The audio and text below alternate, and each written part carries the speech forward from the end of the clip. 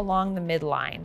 Acne, depression, anxiety, heart disease, all of these things all link back to the same story. There is a common denominator that can help with all of those things, and that is.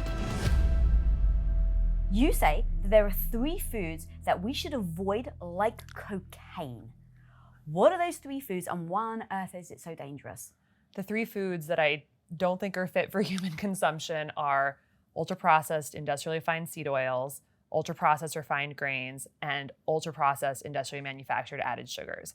These are foods that are brand new to our American food supply in the course of human history. Industrial seed oils didn't even really exist 100 years ago. Now it's the predominant source of calories in the American diet. And these are the backbone of processed foods, which are now making up about 70% of the calories that Americans are eating today. So these 3 ingredients, if you look at any processed food on the shelves, you're gonna see one of the 3 of them. And what we know from the data is that the more processed food we're eating, which is filled with added sugars, refined grains, or refined seed oils, the sicker we're getting. For every 10% of calories that we eat from processed foods, every increasing 10%, we have a 16% higher chance of dying based on studies looking at populations eating ultra-processed foods. So we need to get rid of them from our diet. I like to say that ultra-processed foods are an experiment in human history that have totally failed, and we need to relegate them to the annals of history. So added sugars, so these are not the sugars that we're finding in fruit, which are, of course, surrounded by fiber and micronutrients and polyphenols and all these wonderful things, and we're gonna ingest them slowly, and they're in a limited amount in whole foods. Those are fine. We're talking about essentially science experiments that have been created, like high fructose corn syrup. So high fructose corn syrup is now ubiquitous in processed foods, children's foods, sodas, and this was created in the 1970s. This is brand new, less than 55 years old, and our consumption of fructose has gone up by some measures 3,000% since high fructose corn syrup was brought into the food supply. We actually federally subsidize the production of corn, which is turned into a sugar that we know leads to detrimental health outcomes, and is just in so many different processed foods on our shelves. The reason that it is so problematic is because, unlike so many of the calories we eat, which make us feel full and promote satiety, fructose is different. Fructose actually makes us more insatiably hungry. So the more fructose we eat, the hungrier we are. And there's actually an evolutionary reason for this. If you think about an animal that's going into hibernation, like a bear, they often will forage for berries in the late summer, early fall, and very ripe berries are full of fructose. And that fructose, instead of making them full, actually drives them to be aggressive and forage as much as they possibly can because they want to eat as many berries as possible to build fat for winter. So food scientists have taken this information of what's happening to animals in the wild and weaponized it, especially against children and the poor. 10% of all federal food programs like SNAP goes towards soda, which is high fructose corn syrup filled water. And so all this is to say that this added liquid sugar, which concentrates it and causes these massive spikes of glucose in our bloodstream and fructose, they are destroying our cellular biology, and we really want to move away from them. Phew, okay, so much there. Okay, let's talk about what type of foods then has high fructose corn syrup that we may not even realize. Ketchup, salad dressings, obviously things like cereals and Pop-Tarts and many donuts and pastries and things like this, but it is finding its way into many what look like health foods. And so you really want to read labels and make sure you're looking for things like high fructose corn syrup. And now we're actually seeing high fructose corn syrup becoming a leading sugar in infant formulas. What? So it's all over the place. And you might see things like corn syrup solids or other names for it, but this is obviously not the sugar that we want to be eating. We want to be eating natural sugar, ideally in its whole food form, like we would find in fruits. Yeah, oh my God, I can't believe it's been in kids' formula. That's insane. So when you think about that and then what we're doing to ourselves as adults and how many things that we're eating without even realizing it is insane. And I think you talk about in your book, you say one bottle of Coke has the equivalent of the sugar that kids used to have in an entire year? Yeah. Yeah. I mean, we're eating, by some estimates, 20 times more sugar than we were eating 100 years ago. And added refined sugar was just not something that was accessible to the average person in 1900, 1850s. And so, the biology is very clear that our bodies are being overwhelmed with this energetic substrate, which of course sugar can be used to make energy in the body. We can convert glucose to cellular energy through metabolism. That's what the mitochondria can do. But if you think about a cell really with like sort of compassion, when you're eating this huge onslaught of added sugar, that is essentially making your body do so much more work than it was ever designed to do. And just like any of us who has a huge amount of work just piled on our desk, it's gonna lead to essentially burnout. And that's what's happening with our cells.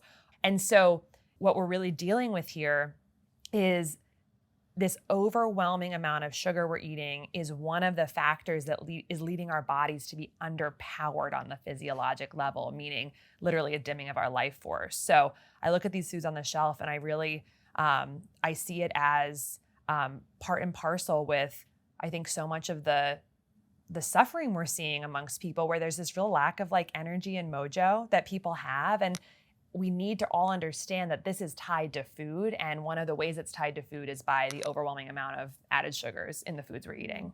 I think it's very well known now that like sugar's bad for you. No one's taking like one of those big like granular, Well, there's definitely a lot of forces trying to say that sugar is benign. I mean, like the Sugar Council and people saying that, the body, it's designed to manage high blood sugar. That's what insulin is for. There are many forces who have a vested interest in confusing the science of whether sugar is problematic. And there's actually an astonishing stat from my book. I might be able to find it quickly, but yeah, so this is fascinating. So 82% of independently funded studies show harm from sugar-sweetened beverages, but 93% of industry-sponsored studies reflect no harm. Astonishing. So if it is an industry-sponsored study, 93% of them show no harm from sugar versus 86% show harm from sugar if it's independently funded. How is this legal? It's a great question. One of the reasons that one of the root causes that we think about of why many people are missing this elephant in the room that Americans are very sick and it's tied to our toxic food system is that many of the institutions that should be representing American health interests, like the NIH and the FDA, have very strong ties to industry. So the NIH, over 80% of researchers have a conflict of interest with industry. You would think that a federally funded organization would not be able to take money from industry. It should be purity in how it's representing American interests, but that's not the case. I don't think people understand that. And 70% of the FDA's budget comes from the pharma industry. So there's a deep interrelationship between the organizations that are doing research, that are helping to define the curriculums of doctors and doctors in training, that are very tied to corporate interests that want Americans to think that sugar is benign. So that's something we should just all be very clear and aware about as we listen to headlines and research. It's astronomical, the rise in the intake of these substances, and it coincides with the devastating health trends that we're seeing in the United States right now. That is insane. It explains a lot why you say that I think is over 60% of people are unsure about if their food that they're eating is healthy or not healthy. Yeah, the vast majority of Americans in surveys are very confused about nutrition. And if you step back and think about that, you have to scratch your head, because you look at the animal world, humans are animals, and you look at the rest of the animal world, and there's not a single other animal species in the wild that has a chronic disease and obesity epidemic. Humans have experts, humans have PubMed, humans have the NIH, and yet humans are the only animal species with a chronic disease and obesity epidemic. That should make you scratch your head.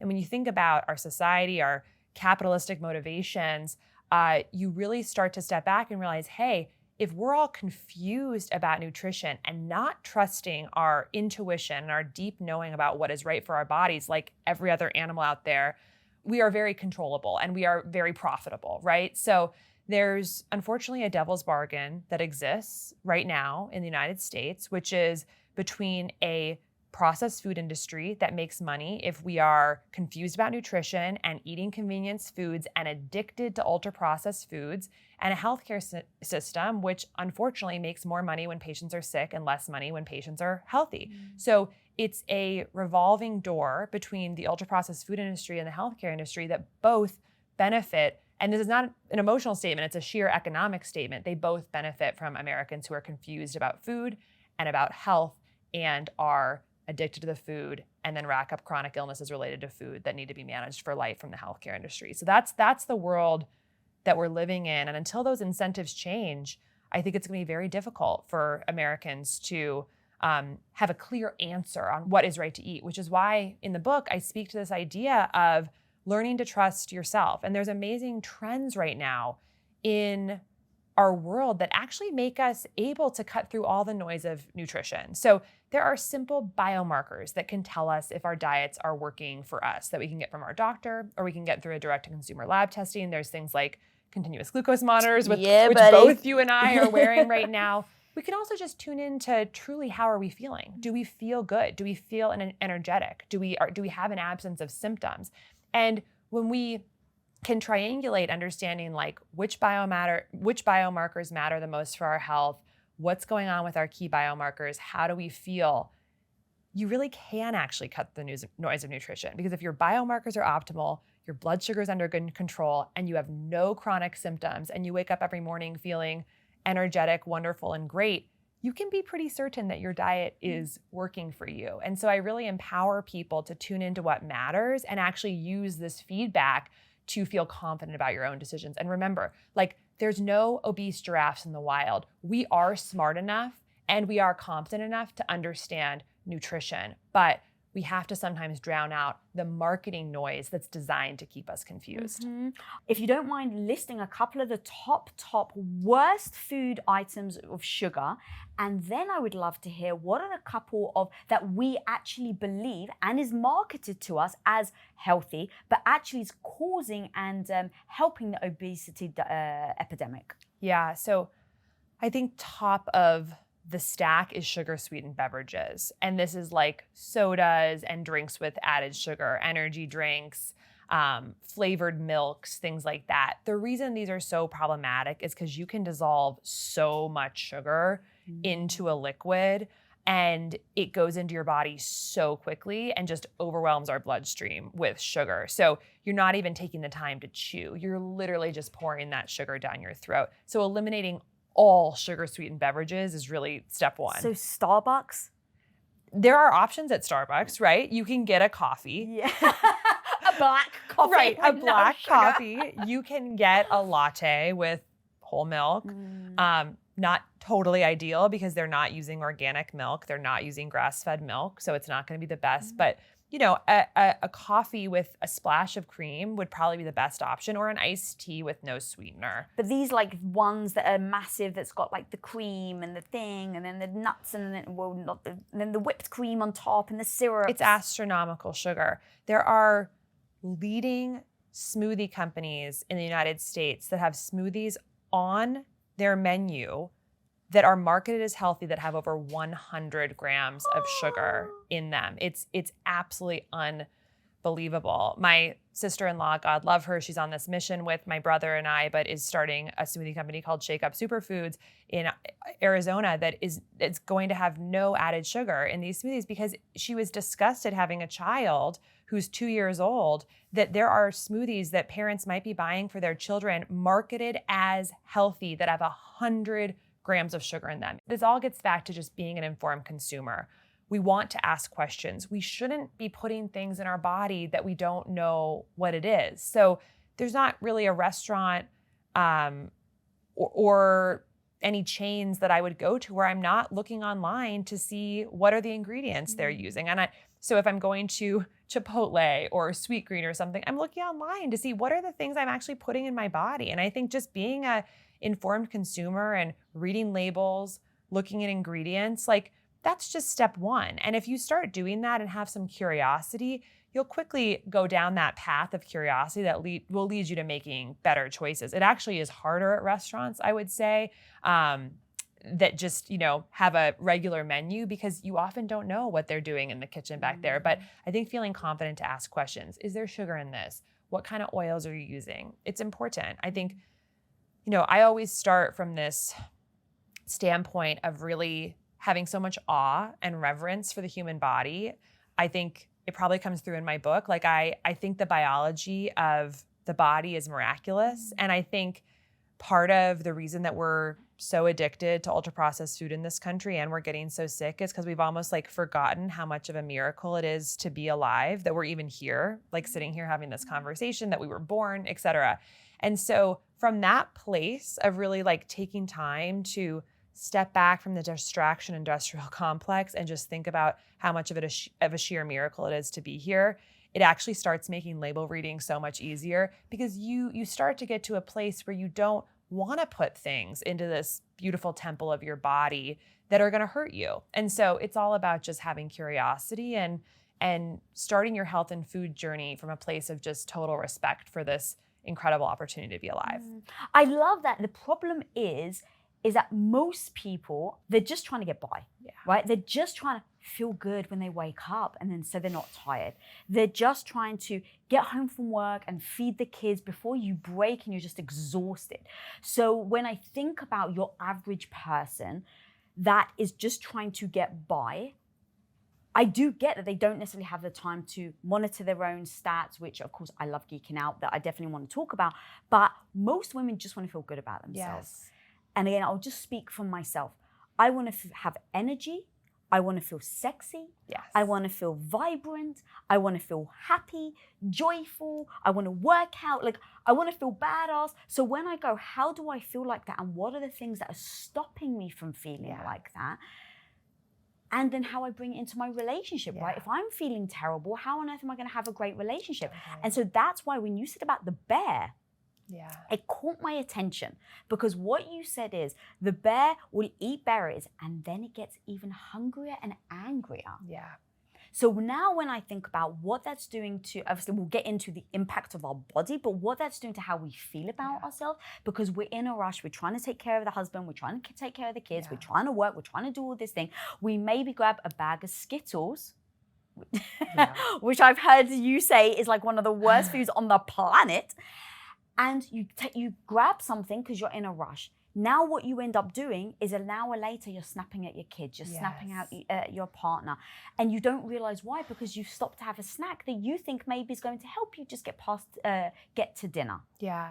I mean, I have so much compassion for what you're talking about. And I've dealt with so many health issues in my own life when I was a surgical resident, and I had no time to really make food. I didn't have time to go to the grocery store. I didn't have time to exercise. I was working 100 hours a week. I developed a ton of chronic health issues. I had irritable bowel syndrome, terrible jawline acne, depression, anxiety, chronic neck pain. There was no capacity for me to focus on food. And it was only after I left being a surgeon and had a little bit more bandwidth and capacity that I could focus on food. So I really have intense compassion for what people are dealing with, that this is sometimes not the first priority. But I think what's so important to realize is that everything that you're talking about that people want, the confidence, the feeling sexy, the sense of joy, the energy to show up in the world, healthy skin, all of it, there is a common denominator that can help with all of those things, and that is good metabolic health. And what is so important to share so clearly with people, even though I do have so much compassion for how difficult it is that there is a way to get all those things in a very direct path by focusing on a core aspect of our biology that has been hidden from us. And I mean hidden very seriously. I didn't learn about metabolic health in medical school at Stanford because we live in a world and a system that silos each aspect of our health into all these different parts. We have over 100 specialties in medical right now. So we have this perception that everything is different. And if we're going to fix our gut and our skin and our mood and our energy, we're going to see 4 different doctors for that. But the science that has actually been in many ways systematically hidden is that a lot of these issues are connected by the same physiology that we can both understand and improve rapidly. So I think that's an important message to get out, because it can seem so overwhelming when we're dealing with so many things. But if we focus on supporting our mitochondria and our metabolism, it essentially reboots our internal cellular life force that makes a lot of these symptoms melt away. And so that's just, I hope, an optimistic message for people, that if you focus the arrow of your efforts on the core of our biology that is broken right now in the modern American world, a lot of things get better very quickly. Mm-hmm. So what would you suggest could be one of the first things that someone does? I mean, similar to what we're talking about right now, one of the first things we can do is reduce the amount of ultra-processed foods that we're eating. So moving away from ingredients that come from factories that are invented by food scientists to keep us addicted, which is ultra-processed food, and move towards the food that is found in nature, that every other animal species in the world that's not sick is eating. Natural, unprocessed foods as much as we can.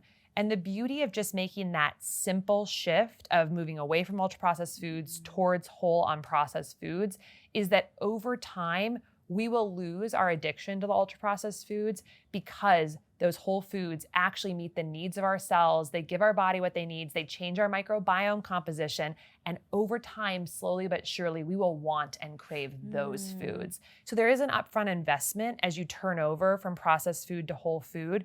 But we all know those people in our lives who eat all healthy organic food and they're raving about it. Oh, I love this broccoli salad. I love this healthy smoothie.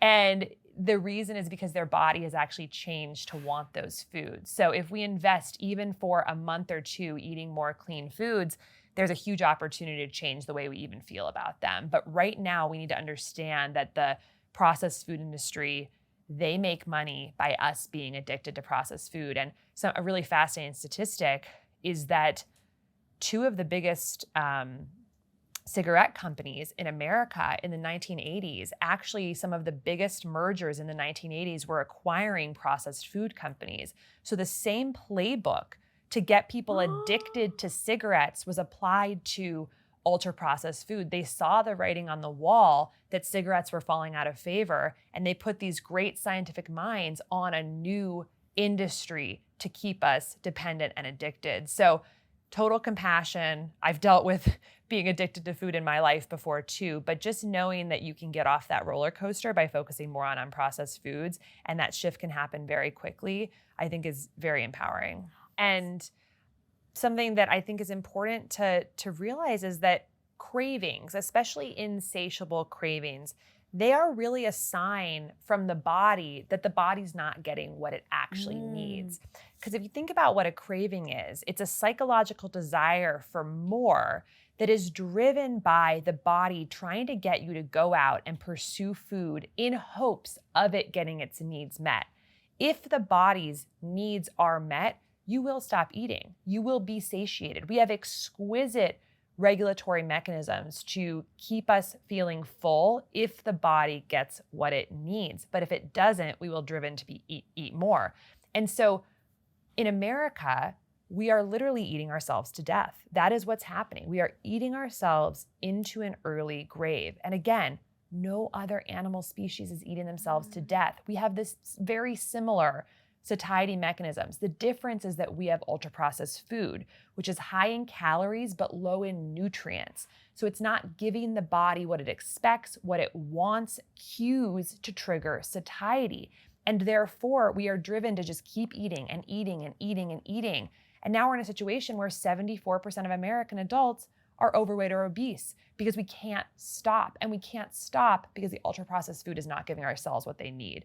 So this really gets back to having so much compassion for our bodies. Our bodies want us to be healthy. Our bodies do not want us to overeat, but they do need to get their needs met. And those needs come in the form of nutrients from our food that get depleted when we put it through processing. That totally explains why people just keep eating even if you've had a heavy meal.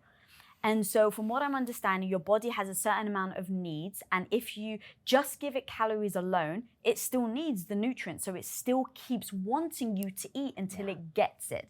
If you don't give it the healthy food, you just keep having the processed foods, it's still not getting the nutrients. So you will crave things, you will binge, you will start having snacks. Is that all accurate? That's right. And that's why we call them like empty calories, because they're empty of actually the building blocks and the components that the cells require for optimal cellular biology.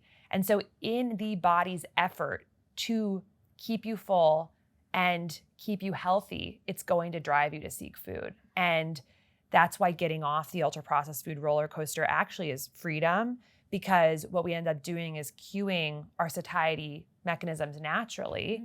And then we lose that desire to overeat. You know, it's so interesting, the whole conversation right now around GLP-1 agonists like Ozempic, these medications, because fundamentally what they are doing is making us not be hungry. They're forcing satiety onto our bodies so that we don't eat as much. So we've essentially subverted our satiety mechanisms through ultra-processed food and through thousands of food scientists who hijack and engineer the food to make us not feel full, to subvert satiety.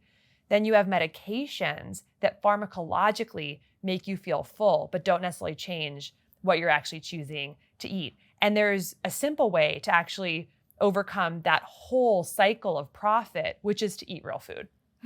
Which is to eat food that has the nutrients that will stimulate your own biologic satiety mechanisms.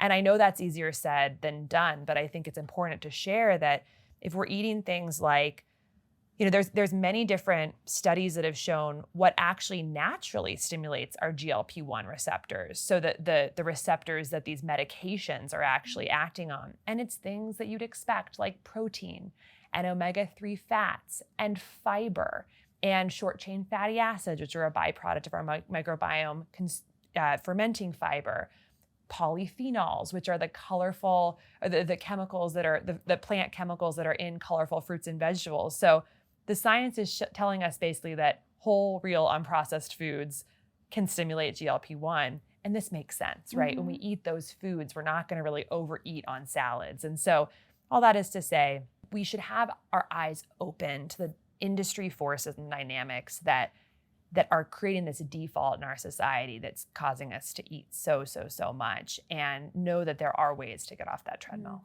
Based on something, what you just said, I've got a question for you then. So, because I understand a lot of women, going back to, we want to feel good about themselves. So I understand when someone's overweight, they don't feel great, and maybe they're trying to lose weight. And in that struggle to try to get there, when you keep failing, you then maybe tell yourself the story that you're a failure. And so now that compounds how you feel about yourself. I've had people in my life that were overweight, and that's definitely what they've told me. So based on what you're saying, could you, for instance, let's say you had ultra-processed foods that were terrible for you, and you had, let's say, 1,000 calories, because people always want to go back to calories, whether we like it or not. So let's say you had ultra-processed food and it was 1,000 calories and it was terrible for you. But let's say you just said to someone, just stop eating processed foods, never count a calorie again. And so all you're doing is all whole foods, so meats, vegetables, fruit, everything, nothing that's ever processed. If you could eat until you're completely full and never counted a calorie on one end, and on the other end, you could only have 1,000 calories, but it was full of crap, which one would you suggest? Certainly the former. And the interesting thing about that setup is actually that in an experimental setting, maybe that experiment is possible. So eating as much as you possibly could of whole foods and then limiting the ultra-processed foods to 1,000 calories. But there's actually been research that's shown that eating the ultra-processed foods in and of themselves, they're going to cause us to eat more calories because they don't cue satiety. So there was an amazing study that was done at the NIH by a researcher named Dr. Kevin Hall. And what they did is they took a group of people and they literally locked them in the NIH. They had to be there for a month. And they had 2 weeks of eating as much as they wanted of whole, real, unprocessed foods. And then after 2 weeks of that, they went to an experience where they could eat as much as they wanted of ultra-processed foods. And what's so interesting is that the foods actually looked pretty similar. So it might be like a turkey sandwich that was technically unprocessed, so whole grain bread, freshly roasted and carved turkey, a homemade mayo, turkey sandwich versus the ultra processed version, which was white bread, processed deli meat, conventionally bought mayo with seed oils. So they were actually eating things that looked sort of similar, but one was minimally processed or unprocessed and one was ultra processed. And what the researchers found was that the people ate on average about 7,000 calories more during the 2-week period where they were eating ultra-processed foods. So just naturally, they consumed about 500 more calories per day, and they gained about 2 kilograms during that part of the study, and then they lost it during the other part. So this has actually been experimentally tried. So you give people just 2 trays with similar looking food, but one is unprocessed or minimally processed, one is ultra processed, they will eat vastly more if it's ultra processed because it subverts our satiety mechanisms.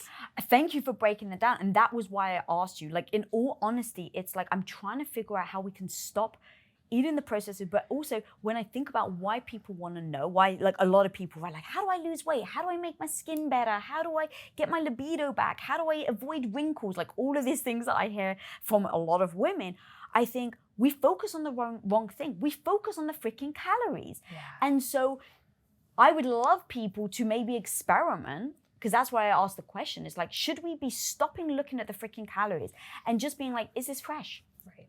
And maybe just for a month, you don't look at the calories on the nutrient. You just have fresh food and you just stop when you're full. Yeah.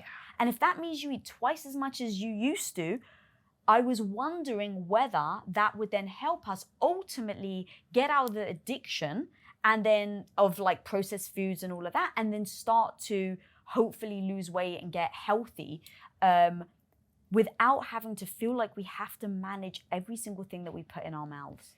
Absolutely. I think that is a great place to start, and giving yourself a month just to see how it happens, avoiding all dietary dogma, avoid all calorie counting, and just focus on eating unprocessed, fresh food, ideally organic, and ideally locally grown. I know this is a lot for some people, but I'll tell you why that matters. Because if what is cueing our satiety is nutrients, we want to eat the most nutrient-rich food possible.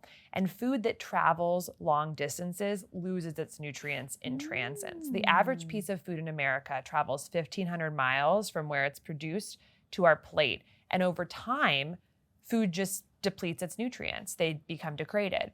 Why is that? Just denaturing of proteins and different enzymes, and if every moment that a food is separated from the soil or from, if it's an animal, from its life, it's essentially more dead, right? It's been dead for a longer period of time. So it's essentially destructing. And so if we really want to give ourselves the best chance to get full and give our body the nutrients it needs to have optimal cell biology, the best possible situation would be unprocessed, fresh, and local from like the farmer's market, eaten, relative. So this is essentially how we ate for almost all of human history. And the reason for that is not because it's frivolous, not because it's, a nice to have, but because we want maximal nutrient density in our food. And one piece of good news here is that if you take home food, let's say from the farmer's market, and it was grown organically or ideally regeneratively, which means in really healthy, good quality soil that hasn't been destroyed through the use of pesticides, that food is going to be injected with the most nutrients. As it sits on your counter at home, it will lose nutrients over time, even in the week that an apple might be sitting out.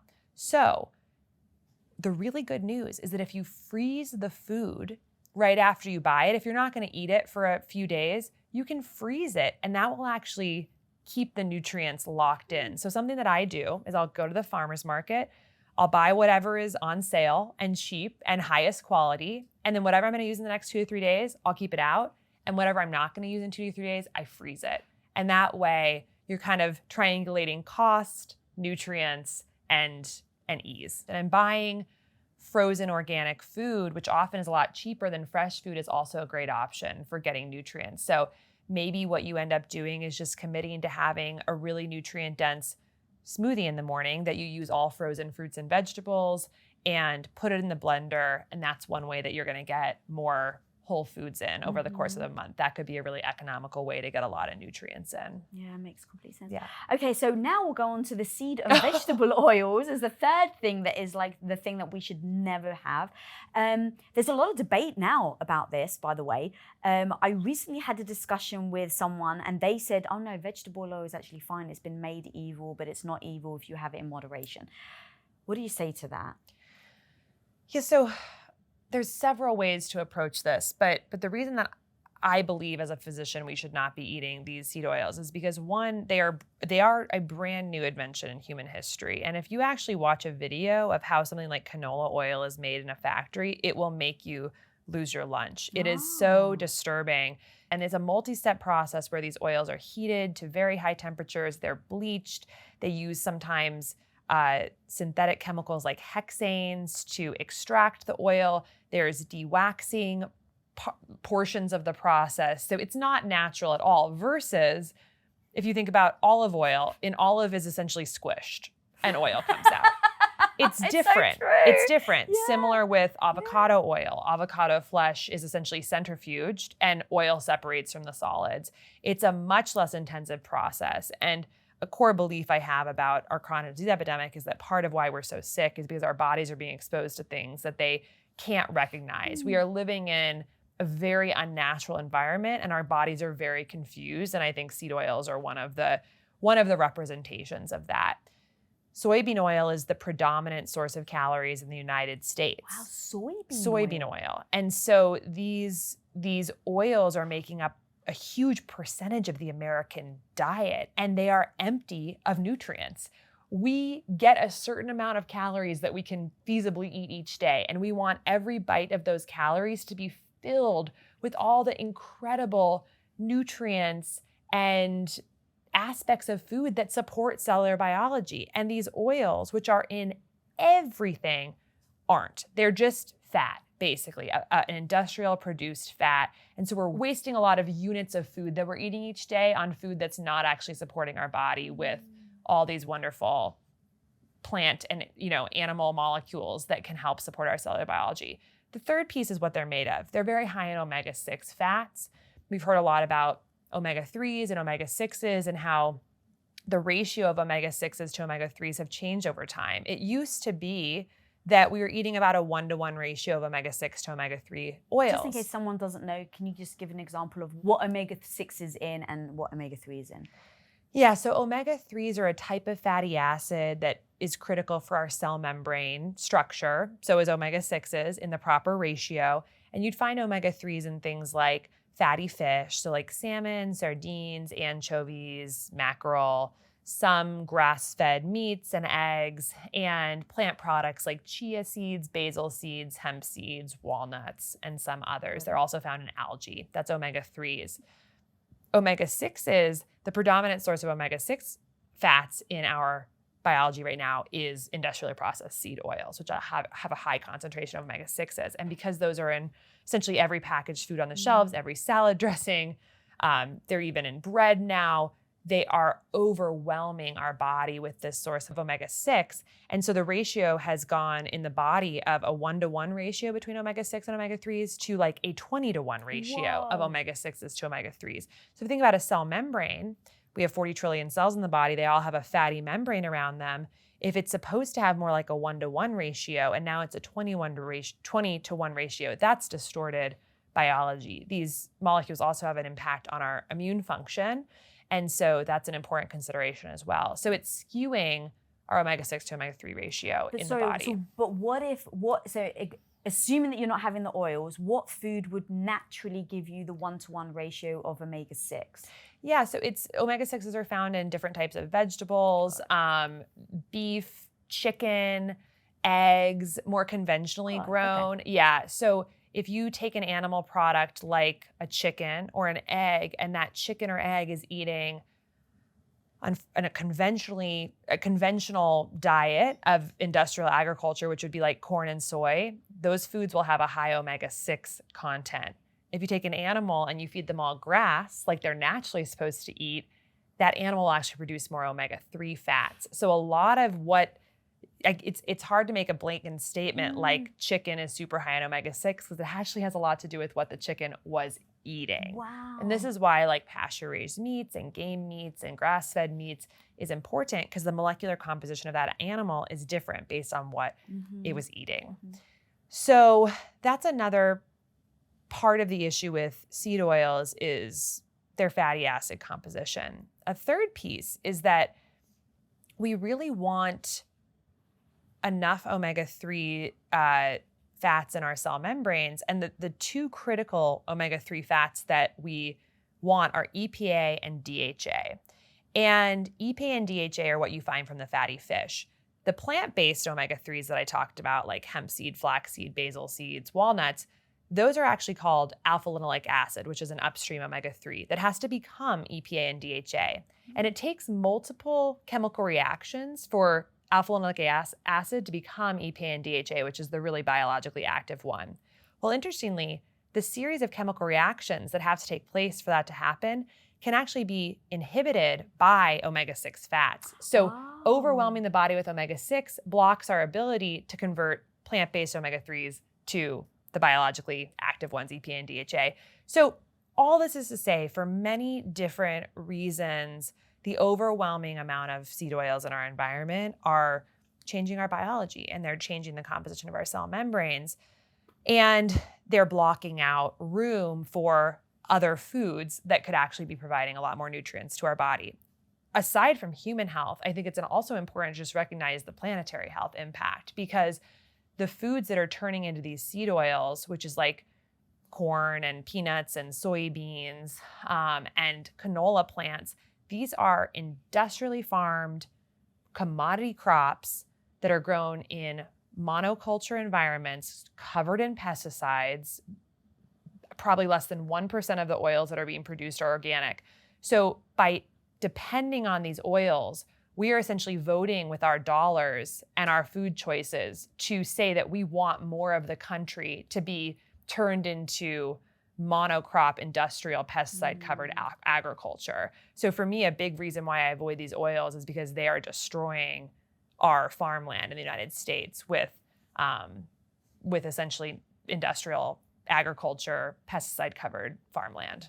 The more naturally produced oils, I would say, would be coconut oil, avocado oil, olive oil, and then some of the animal fats like ghee and tallow and grass-fed butter, which is really just like rendering the fat from an animal. Very little processing that happens. So those are going to be fats that humans have been eating for millennia, and that that are not going to be recognized likely as totally foreign products to the human body. We go into the oils that require chemical extraction in a factory. These are new, these are foreign, these are now the predominant fats in our diet, and they go hand in hand with the rising chronic disease. And I totally understand there is debate about that, and there is literature on both sides of that. But for all the reasons that I mentioned, mechanistic, planetary, biologic, I think that it's better to stick with more natural oils. So obviously everything that you've just explained very much helps me understand how we are gaining more and more knowledge, but actually getting more overweight and sicker. Talk to me about things like acne, inflammation, like joint pain, headaches, things like that, which I don't think we're very obviously putting towards food, and we kind of think like it's the annoying boyfriend. Right. Well, I think it might be helpful to just zoom back on like a little bit of biology 101, because I think it makes it really clear why things as different as like acne and inflammation and gut dysfunction and depression and arthritis and all these different conditions are actually kind of going up all at once. So if we think about the body, we are somewhere around 40 trillion cells that make up our bodies. So huge amount of cells. And every single one of those cells in our body requires energy to do its work. And really, like, when you think about what our life actually is, it's the bubbling up of all our cells doing all their little chemical reactions all day. For better or worse, that's what we are. That's the biologic sort of root of what we are. So we're 40 trillion cells, each doing trillions of chemical reactions every second. And all of those chemical reactions require energy. And if it's all humming along properly and is well powered, we have health. So we also have 200 different types of cells in our body. We have skin cells, we have retinal cells, we have kidney cells, we have liver cells, we have blood vessel lining cells, we have neurons, we have astrocytes, we have all these different types of cells, which all came from one cell, but they differentiated. So we have 200 different cell types. If we have a problem with metabolism, which is the process of making energy in our cells so they can do their work, that can look like different things based on which cell type it's showing up in. So underpowering in a skin cell, metabolic dysfunction in a skin cell, can look very different than underpowering in a brain cell, or underpowering in a liver cell, or underpowering in an ovarian cell. And this is why metabolic dysfunction, so this most foundational layer of health, it's truly the base of the pyramid of health. If that is broken, it can look like almost any symptom because underpowering in different cell types looks like very different things. In America right now, because of our toxic food system and our toxic lifestyles and all the toxins in our environment, our metabolic dysfunction has been destroyed. The most recent research suggests that 93% of American adults have some element of metabolic dysfunction. This is from the American Journal of Cardiology, American College of Cardiology 2022 paper that looked at a huge population and showed that 93.2% of American adults have some element of suboptimal metabolism, which means that in mass, our cells are not making power properly because of our toxic food system and our toxic environment. Before you go on, just making sure that I understand, because I want to make sure that I'm following along. So the foods that you eat, then your body takes it and converts it potentially, or converts it into energy. Your metabolism is how it processes that energy? Yes. The metabolism is how we turn the potential energy from food into energy that our cells can use. Got it. So from food to ATP, which is the currency of energy that pays for all the chemical reactions that are happening in our body every second. And so ATP is like saying dollars? Exactly. Got it. It's like the dollar that we pay to do a chemical reaction. We are doing trillions upon trillions of chemical reactions every second. And if that's working well, we have health. And so in 93.2% of American adults now, there's a problem in that process. And the problem is because the machinery that converts food to energy, which is the mitochondria, remember high school biology, the powerhouse of the cell, it is being damaged by our industrial food and other elements of our lifestyle that are hurting it synergistically. So this is like our sedentary behavior. We're not lifting enough weights. Our emotional health is poor. Our stress is high. We're not getting enough sleep. Too many environmental toxins. All these types of things are hurting the mitochondria, and metabolism is poor. So you're saying it's like trying to go from New York City to Brooklyn and the bridge is broken or the bridge is damaged. That's exactly right. Got it. Okay. And things back up. And that's actually the perfect example, because what happens is we're trying to get across the bridge, which is the mitochondria, to make energy, but we can't. And so things, of course, back up. What's backing up? Well, if we can't convert things like glucose and fat to energy, they're going to be stored in the body and they get stored as fat. And that's why we're getting so heavy. And 74% of American adults are overweight or obese because there's a traffic jam and our bodies are storing fat now. Because it has no idea what to do with the cars anymore. That's right. They're backing up because our mitochondria are broken because of several elements of our diet and lifestyle. So now back to acne. So if you've got acne is such a fascinating example in its relationship to metabolic dysfunction, because one of the reasons that we get acne is that the oil glands in our skin actually are being stimulated in the body to produce way too much oil. And that can actually then lead to bacterial overgrowth and we can get inflammatory acne. What's the thing in the body that is telling the sebaceous glands, the oil-producing glands of the hair follicle to produce too much oil? Insulin. Insulin is the hormone that actually helps blood sugar get out of the bloodstream into the cells. We hear about insulin resistance, which is the path to type 2 diabetes. So if we have that problem with the mitochondria and the cars are backing up, and we can't use the glucose, the body responds to that by saying, we're going to produce more insulin to try and drive the cars into the cell and through the mitochondria. But the mitochondria is broken. The bridge is broken. We can't do it. So what happens is insulin levels go way up.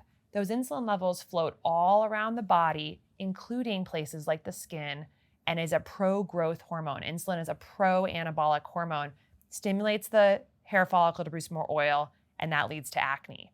So we know that people who go on a low glycemic, metabolic optimizing diet for as little as 12 weeks can significantly improve their acne because they get their insulin levels down, mitochondrial health is better, and it kind of takes care of itself from the root. But we don't hear about that. I had acne for years. I never had a doctor once tell me to think about metabolic health or blood sugar. But that type of process that we're talking about is happening all over the body. Now let's just move from the skin to the ovary, because so many women right now are dealing with infertility and polycystic ovarian syndrome. Well, that insulin is floating around because of that backup in the cell, and the body's compensating by producing more insulin. Well, that insulin's also floating around and hitting the ovary. And what does it do in the ovary? It stimulates this cell type in the ovary called the theca cells to produce too much testosterone. So now you've got women who are producing too much testosterone, and that's disturbing the delicate balance of testosterone, estrogen, and progesterone in the body, and we don't ovulate, and we get infertility, and we get some of the other symptoms associated with high testosterone, like excess hair growth and things like that. So you've got this intracellular problem caused by our environment, our rapidly changing environment, specifically our toxic ultra-processed food, breaking the mitochondria, leading to high blood sugar, high insulin, and then that's acting all over the body. We could go into any direction you want to in terms of other conditions, but we could talk about erectile dysfunction, fatty liver disease, depression, anxiety, heart disease. All of these things all link back to this same story that we've talked about with acne and PCOS. Wow, that's the best explanation I've ever heard. I completely get it now. And what's fascinating is maybe a month ago, I had, I can't remember why, but I had like dairy-free ice cream because I can't have dairy. So I had dairy-free ice cream and a gluten-free cookie, and I was just like going ham. It was like one of these evenings, it was on a Saturday, I was in a good mood. I was like, let's celebrate. Yeah. And I've got my continuous glucose monitor in, and oh my God, that spike was insane on my levels app. So this goes spikes the day after I come up with a zit. And it was one of those fully swollen, meaty ones. Freaking hurts like hell. Yeah. And at the time I was like, oh, it's my hormones. Not the fact that I just freaking had probably 200 grams of sugar the day before. Yeah. That's so powerful. Yeah. It is so powerful to understand why. Because now I can extrapolate it. Yes. To your point of like, if you've got, and I obviously don't want to blanket statement, this is gonna be the problem for everyone, for everything. I get it's not. But when I look at my life and I look at what am I struggling with? Oh, I've got gut issues. Okay, well, what am I eating? How am I, am I having the processed foods? I've got bad skin. Oh crap, okay, what am I eating? I'm in a bad mood. And so even like the women trying to have children, like this is something that is making bleeding my heart. Yes. Because we should be able to navigate the world and know what is hopefully causing potential problems. And if women don't know that a bad diet's hidden oils can be contributing to potentially infertility, like that's just shocking. Yeah. It is a crime that there are business people all over the country salivating over the infertility crisis and setting up assisted reproductive technology clinics, things like IVF, without anyone talking to women about the metabolic underpinnings of infertility and polycystic ovarian syndrome, and that there are very good data to show that simply improving our metabolic health with dietary and lifestyle strategies can actually reverse PCOS in as little as 12 weeks. Most women are not hearing that. Yeah. And there is absolutely a time and a place for IVF. I'm 36 years old. I want to have kids. It's possible I might have to go down that route. But what people need to understand is that there is science telling us that getting our metabolic health under great control and optimized is one of the best things we can do to help balance our sex hormones and set us up for fertility. So it's absolutely something that every single person dealing with menstrual irregularity or infertility should pursue in parallel with or before doing an intervention-based solution. And my heart breaks because I have had so many friends who have had to do all the injections and shots of hormones to do egg freezing and this and that without anyone ever talking to them about the relationship between diet, lifestyle, endocrine disrupting chemicals on these pathways. And of course, the unfortunate thing is that it's extremely profitable for people to not understand metabolic health. Because if we don't understand the simple strategies to get this core layer of our biology under control, then we end up racking up 1, 2, 3, 5, 10 different symptoms, going to 10 different specialists, getting on 10 different pills, potentially have 10 different surgeries, and that is incredibly profitable for the healthcare industry. So there's not a big incentive to help people understand the root causes. But of course, that is the purpose of writing this book. That's the purpose of evangelizing metabolic health, because the science is clearly telling us that that is a root cause of so many of the things that are plaguing us today, especially women. Yeah, God. So what makes something specific be the root cause for you versus me? So let's say, for instance, as two women, I do want to actually compare us to men as well, but let's say two women, let's say we eat roughly the same bad food, but me, I put on like 50 pounds. And so I'm just like, I cannot lose the weight. I'm just putting more weight on. But you don't necessarily have the body weight, but you have the acne. Is there any understanding of the correlation between why one person's body responds in one way and another person's body in another? Well, it all comes down to biochemical individuality. So there's lots of different factors. One could be, for instance, microbiome. One could be epigenetics. So what did we inherit in our genome from generations before us that set us up to store more fat or not? It could also have to do with age. Someone who is, for instance, postmenopausal and has lower estrogen than someone who is maybe cycling is going to have a harder time with metabolic health because estrogen is protective in terms of our metabolic health. So age, epigenetics, microbiome, genetics, all these different things can make it different for each woman. And then to get to your question, which I think is also like, why would it show up in your body different than it shows up in my body? That's not fully understood. You know, for some people, it could show up as acne and gut issues. And another person, it could be arthritis in their knees and neck pain and high blood pressure. So, you know, that's not fully understood of why, you know, people are getting it showing up in different parts of the body. However, I think that the overarching message is that this is an area of our health that no matter what symptom you're dealing with, if you're dealing with a chronic symptom or you simply don't feel as good as you could, because 93% of Americans are dealing with metabolic issues, and it's kind of the great masquerader in health, we should all be learning where we stand in terms of our metabolic health.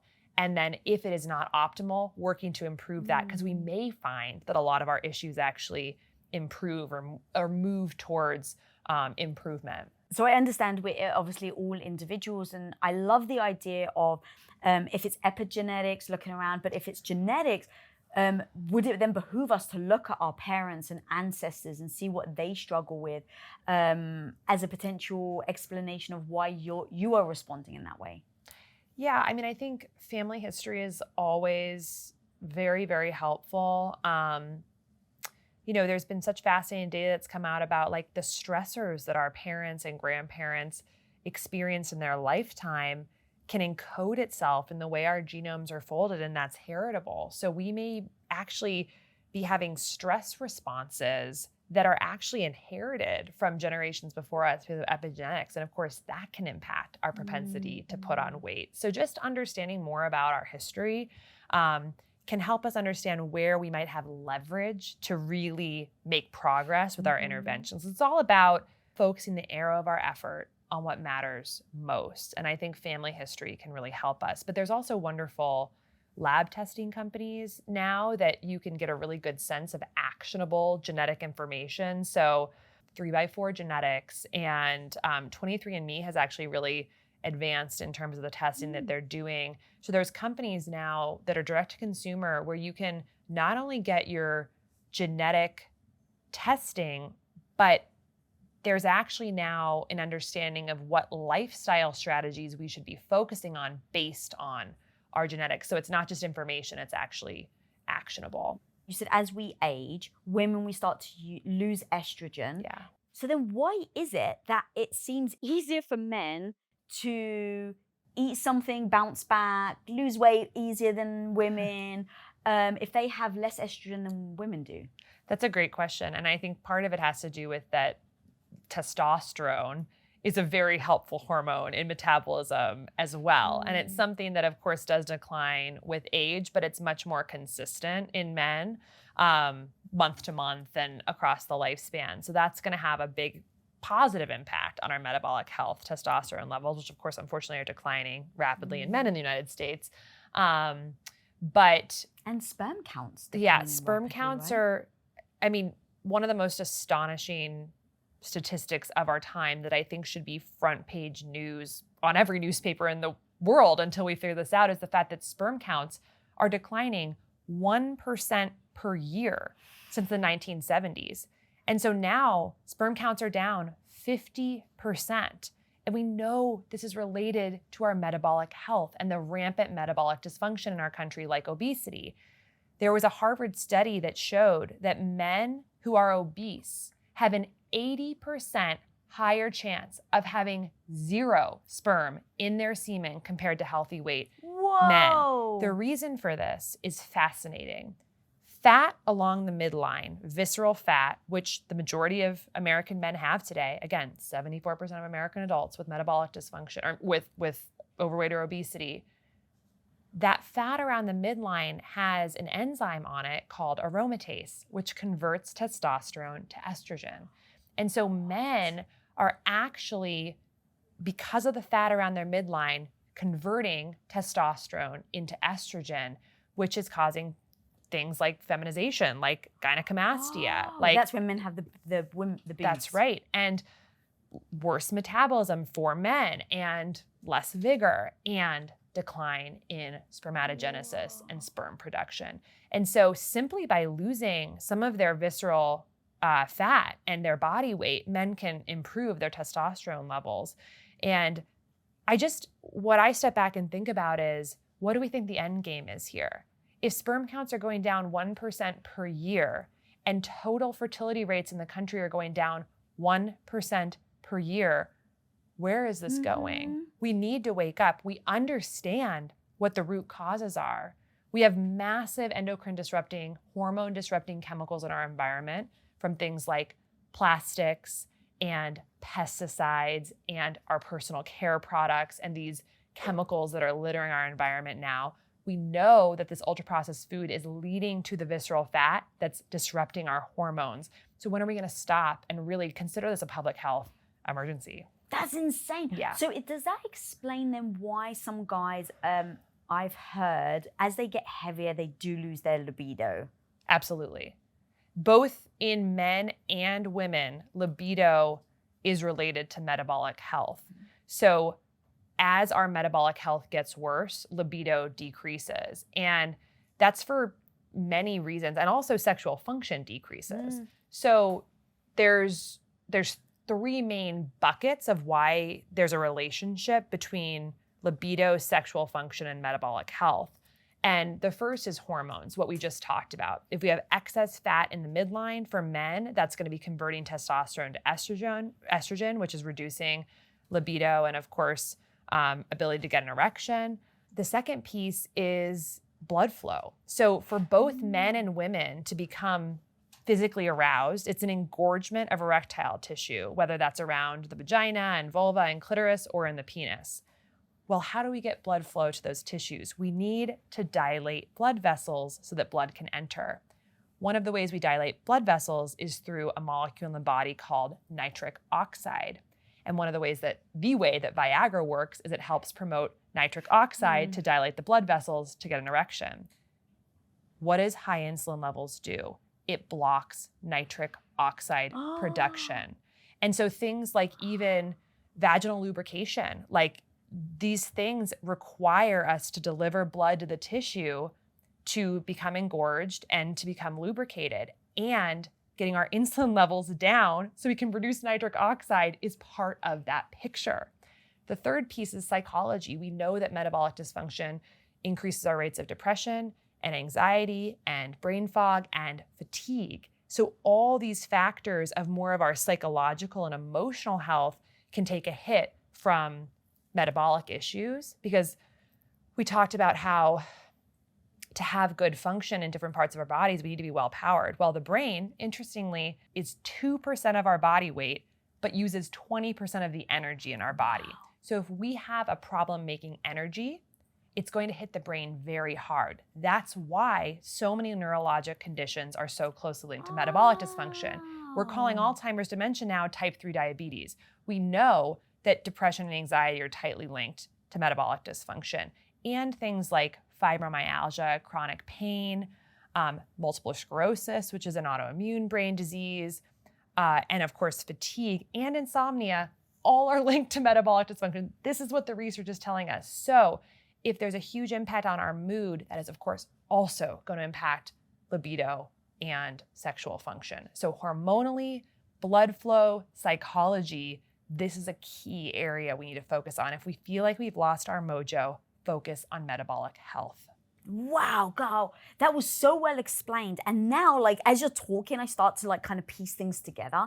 And so when I start to think about, okay, we've been brought up on processed foods. It's quick, it's easy, it's cheap. We're in a world where we move quickly, so we pick this food up. We start to eat that bad food over time. Over time, we start to damage our metabolic health. We then potentially start to put on weight. That weight starts to make us just feel badly about ourselves. Forget about all the hormones, just feel badly about ourselves because maybe we have an identity, whatever. So we start to feel badly about ourselves. We can't fix it. We try to maybe reduce our calories. It doesn't work. We just get heavier. We then have all these injuries. We then have low libido. We're in this relationship. We're getting older. Their partner's getting older. And now there's no sex. We're not communicating. Like, I'm just putting everything together of why I think, and maybe I'm making this up, but it feels like it's true, why so many people, if you've been in a long relationship as an adult, and let's say you've been together for a while, you don't feel good, you're not communicating, there's no sex, and there's no attraction. Yeah. And there's so many psychological elements to talk about with that, and more like societal, and there's many elements to it, but unquestionably there's a biologic element, and that's being ignored. And that goes to the core of our cellular biology, which is how our cells are powering themselves, which, if you think about it, so metabolic dysfunction is a diminishment of our cells' ability to make energy. On a more sort of spiritual level, this is a diminishing of our life force, of our vigor, of our vitality, of our chi. And so when we simply focus our diet, our exercise, our toxin avoidance, our sleep, our stress management on supporting and loving the mitochondria, we are allowing for unbridled flow of energy in our bodies, which of course is going to have an impact on how we feel about ourselves, how we feel sexually, our confidence. And it's a virtuous cycle that leads to better health as we continue going down that path. One thing you broke out in your book, which I absolutely loved, are when you eat this, this is what it's communicating to your body. And I'd love to go through a few of them because, again, I'm very actionable. And so understanding the links between things, and then I can repeat it if I'm at a restaurant, like, it really helps me. So you talk about, we already kind of went over the omega-3 fatty acids, which you mentioned are in salmon, sardines, chia seeds, things like that. But you say that it puts down your defenses and that things are now safe. That's what you're telling your body. Yeah, so I love to think of different nutrients as a language that we communicate with our bodies. So we can't necessarily speak to our cells with words, but we can speak to them through nutrients and through inputs that we put in. So we should think about what we're putting in our mouths and what story that's telling to our body about how it needs to be and what the environment is like. And one of the things that omega-3 fats can tell our body is that you can put down your defenses, things are safe. And the reason for that is so cool. When these omega-3 fats incorporate into our cell membranes, one of the purposes is for structure, but a functional purpose of those omega-3s is actually that our immune cells, when they are activated and we have like an acute inflammatory episode. So think about, like, you get a paper cut, and it's red and hot. That's because the immune cells have come to the site of injury, and they're cleaning up the mess, they're eating whatever bacteria got in, and they're helping heal the wound.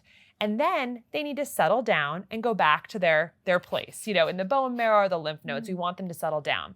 When they don't settle down and they just stick around, that's chronic inflammation, and that's bad. We want acute inflammation when it's needed, but we do not want it turning into chronic inflammation where the immune cells don't know to retreat, because then we get collateral damage from their overactivity. Well, one of the ways we tell the immune cells to go back and retreat after acute inflammation is by immune cells actually snipping omega-3s off the cell membrane and creating these byproducts called specialized pro-resolving mediators, SPMs, long fancy word, but basically it's a signal made from omega-3 fats that are as a signal to the immune cells that they can go back and retreat. If we don't have enough omega-3s in the body, we don't actually manufacture these chemical messengers to tell the immune cells to simmer down. And that's part of the process that leads to chronic inflammation. So one of the reasons I eat omega-3s in large quantities and really focus on that in my diet is because I want to have the substrates in my body to be able to manufacture chemical mediators that tell my immune cells to chill out after they've done their work. That is key, because we know, of course, that so many of these conditions we're facing today are related to chronic inflammation. So how do we get on top of that? We speak to our cells with nutrients in order to help them have the information they need to simmer down. God, you're so good at explaining things. So good. Okay, so talk to me then about the next thing is cruciferous vegetables. So cruciferous vegetables are things like cauliflower, bok choy, broccoli, cabbage, chard, lots of different ones, but some of the great veggies are cruciferous, and you can actually just Google it and there's lots of charts on what they are. But these are amazing plants in that they have a particular type of molecule called isothiocyanates, big word, and these are chemicals in plants that actually go into our cells and change our gene expression. This is not an exaggeration. They change the way a gene for antioxidant molecules, how they get expressed. Wow. So one of the other reasons, other than chronic inflammation, that our bodies are having trouble right now is because there's too many free radicals. You hear about oxidative stress, and that's a term that I think a lot of us are hearing more, but I'll just explain briefly what it really means. When we are overburdening our bodies with things like ultra-processed food and toxins, it gums up the system, and essentially our cells will make damaging byproducts called free radicals, which are molecules that have an unpaired electron, which is negatively charged, it's reactive, and it wants to neutralize itself.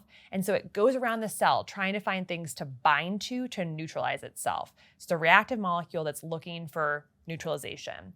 Now, antioxidants, we hear a lot about antioxidants too. One of the purposes of antioxidants is to be that safe neutralization force for a free radical. So these pro-oxidant reactive molecules bind to an antioxidant and they neutralize. And so therefore that's good, because then that reactive molecule isn't binding to something else in the cell and causing problems. So cruciferous vegetables have a molecule that changes the gene expression of our antioxidant gene, upregulates our antioxidants, things like glutathione, which is a key antioxidant in the body, creates more of these molecules that neutralize free radicals. So we're literally using food to tell the body, make more of this protective molecule so we have less damaging molecules in the body. It's absolutely incredible. So the key thing about cruciferous vegetables, though, that you want to tune into is that these molecules are activated in the food with chopping. So we actually have to crush the tissue of the plant and expose it to air to have a chemical reaction happening that creates the molecule that changes gene expression, which is why you want to take your broccoli, your cauliflower, your cabbage, chop it on a cutting board and leave it out for 45 minutes. Whoa. Yes, and then you're going to stabilize the molecule and create more of the molecule that's health promoting, and then you can cook it and it's not so likely to degrade. So these simple biochemistry-based cooking strategies can be the difference between a plant having a really helpful effect on our biology or being a little bit more neutral. I think we should be learning about these things in first grade. The same is true for things like garlic. If you chop it and leave it out for 45 minutes or so, you get much more health benefits than if you don't. It's like if we eat turmeric and we pair it with black pepper, it's much more beneficial than if we don't have it with black pepper. So this should be common knowledge, but unfortunately it's not. So the best thing you can do is get organically grown cruciferous vegetables from the farmer's market, chop them all up, and then store them, so you can put them in the fridge, activate that molecule, then cook them, and then reap the benefits. I had no idea about the chopping. That's crazy. And the understanding of how it helps you is incredible. The one thing I will say though, just because I'm always very honest, especially, to my audience, is it's hard for me to actually eat cruciferous vegetables. Now, I do have gut issues. Yeah. So I want to make sure that I obviously say that. So I'm always trying to think about what other ways I can do something like this, or like, it's a little too rough on my gut right now to digest, because it is very... Well, another thing that you can do to get antioxidant benefit is actually just eat foods with a lot of antioxidants in them. So there's really 3 ways to mitigate oxidative stress in the body. Reduce your exposures to things that generate excess free radicals and oxidative stress, which is things like ultra-processed food, chronic sleep loss, chronic stress. These things can all create oxidative stress in the body. Environmental toxins. And then you can do things like upregulate our own antioxidant genetic pathways. So this is things like eating cruciferous vegetables. And then you can also just eat antioxidants. So this is the colorful fruits and vegetables that have the plant compounds that support antioxidant needs. So make them, eat them, avoid the triggers is kind of the key.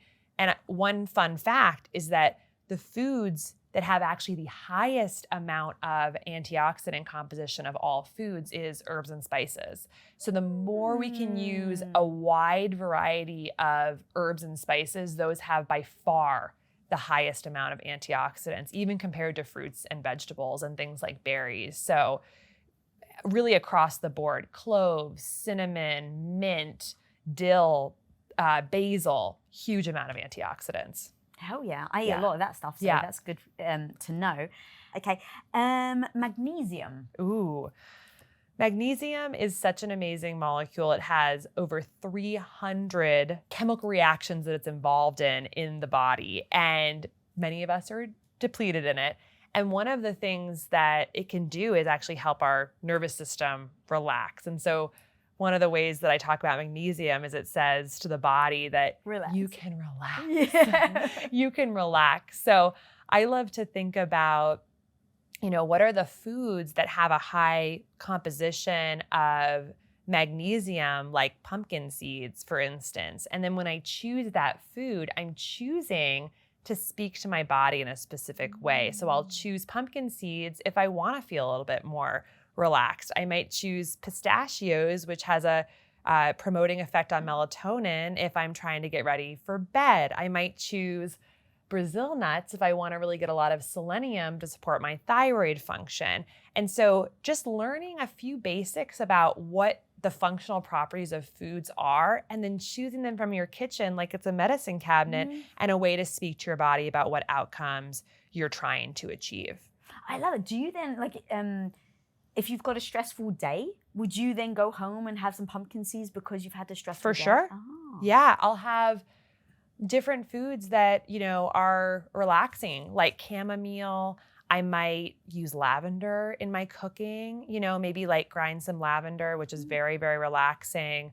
Have some pumpkin seeds, maybe some turkey, which has tryptophan, which is relaxing. So using foods in that way to help support the way we want to feel. And that obviously explains then why Dr. Mindy Pelz is my doctor, and I love her to bits.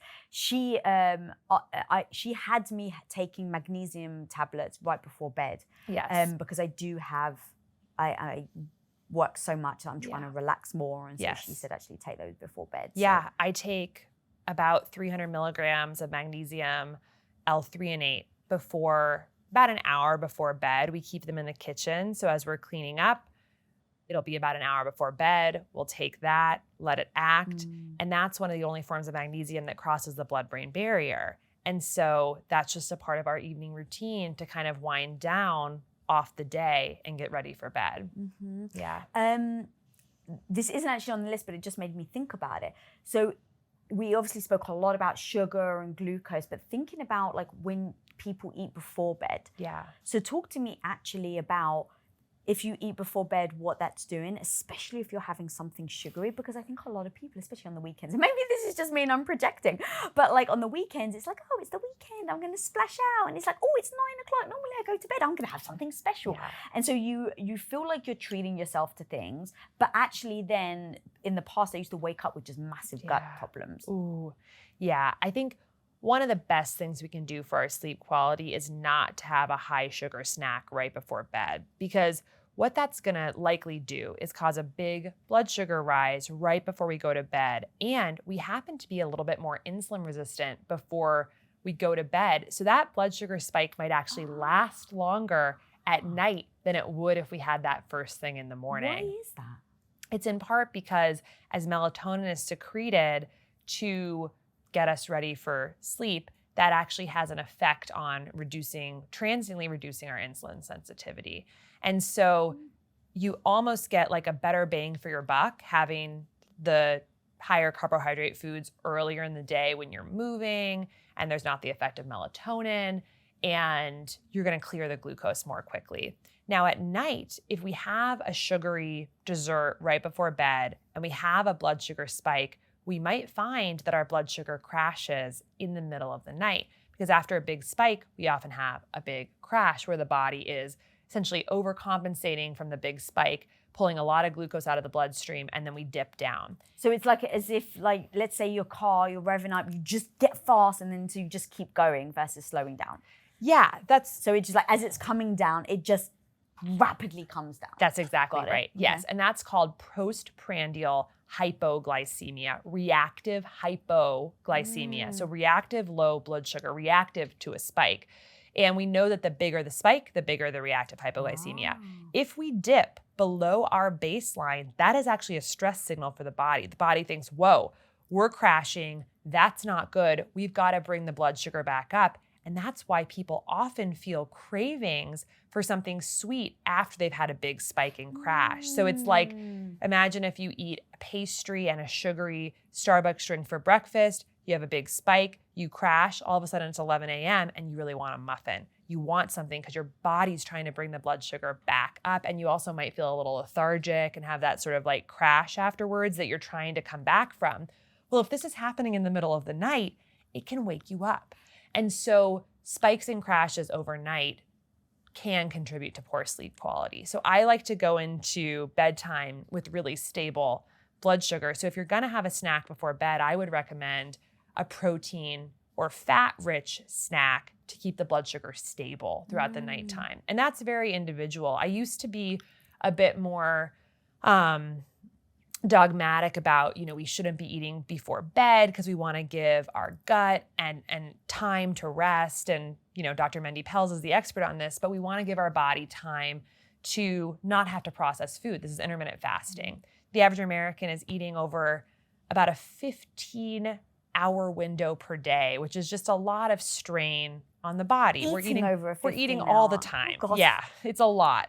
And so, but in talking to so many Levels members and hearing people's stories, I think there is a subset of people who actually do very well with a small protein-rich or fat-heavy snack right before bed, and it seems to help them have better sleep quality. So I can't say for certain, but certainly we want to give our body a rest from food at some point. So maybe they start eating later in the day, in the morning. But, people should just really trust, I think, their own bodies. But what we do not want to do is have a big blood sugar spike and crash right before bed. So if you really want to be eating dessert, probably the better time to eat it is actually sometime midday. Yeah, or sometime when you're going to be actually utilizing the glucose more efficiently. I love the way you broke it down, and it was actually levels where I was, just kind of monitoring. I was sleeping. I thought I was sleeping like 8-9 hours, and I was waking up absolutely exhausted. And so I started to let me just know my body. I feel like knowledge is always power. So there's nothing hidden. I want to know everything. And so I started to notice I was dropping, even if I wasn't having glucose before bed, because I actually don't eat at least 3 hours before bed. So my last bite of food, I try to have at 5 p.m. and I go to bed at 9. So I try to actually leave 4 hours if I can. Even if I live 4 hours and I've eaten great food and it's non-processed and all everything we've just been speaking about, at around 3 o'clock in the morning, I plummet. I plummet below 40. I had to turn off the alarm that goes off when they think you're in a diabetic coma. Yeah. But that helped me understand why I'm so tired when I wake up, even if I think I've had 9 hours sleep. Because you're waking up in the middle of the night. How have you approached that? So I'm working actually with Mindy to try and figure it out. And part of it is having very small amounts of a carbohydrate towards the end of the day, but something that doesn't spike me so much or makes me full. A complex carbohydrate. Potentially, or she's asked me to try a bunch because, again, just knowing how your body responds actually would be helpful. So she actually said even if I had a tiny bit of Manuka honey. Yeah. Interesting. Like even if it's like a lick of a spoon or something. So that's the thing I'm next going to try. Very interesting. Yeah. And this gets to the biochemical individuality of all of it. So that's fantastic. But knowledge is power. You wouldn't have known why you were waking up tired if you hadn't had a little bit more data. Yeah, it's amazing. Exactly. Okay, I just geek out over all of this. So what foods actually have magnesium in them?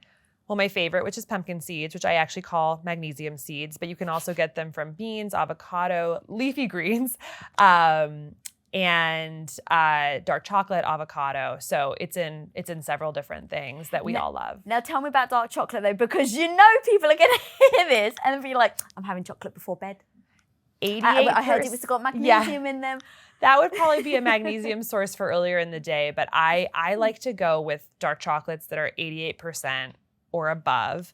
There's even 100% dark chocolate now, which is a little bit bitter. But if you find a really high quality one, it has literally no sugar in it. And there's so many wonderful brands now that are sweetening with like all raw organic honey or a little bit of allulose or something like that. So just very, very dark is better. But cocoa has unbelievable amount of antioxidants. So in many ways, I think if you're eating a very, very dark chocolate, it can absolutely be part of a healthy diet. And using organic cocoa liberally in our cooking is a great strategy. That has no sugar, but lots of antioxidants. So it actually makes sense then. So it's giving you the antioxidants that you need, but it's not giving you the sugar spike that other chocolate does, which is why they say, correct me if I'm wrong, you can have small amounts of dark chocolate. It's actually good for you. I believe that, but I think it's also important to do things like check your blood sugar and also tune into how you feel. So if you feel like you crash after eating dark chocolate, it's probably not working for you. For me, I have learned that I can have 88, 90, 95% dark chocolate and have absolutely no blood sugar spike. And I've tested that with my levels continuous glucose monitor. And so for me, it's not putting me on the roller coaster. And it's the roller coaster of blood sugar that we want to get off of. So you know, that's a key insight for me from wearing a glucose monitor is that like 70% dark chocolate, big spike. 88% dark chocolate, no spike. So I've learned my threshold. And you could also experiment with things like if you only like 70% dark chocolate, well, maybe eat it with some protein or, you know, eat it after you eat a chicken breast or a hard-boiled egg. And then that might actually have a positive impact on how high you spike. So there's strategies or walk after you eat it. But there's different factors in our lifestyle that can help mitigate a blood sugar spike aside from just what's in the food. When I had that massive blood sugar spike, I started to feel really jittery. Yeah. And because I'm not used to it. And so I was like, all right, well, I know that I need to get the glucose out of my system or the sugar out of my system. So I'd interviewed the glucose goddess a while back.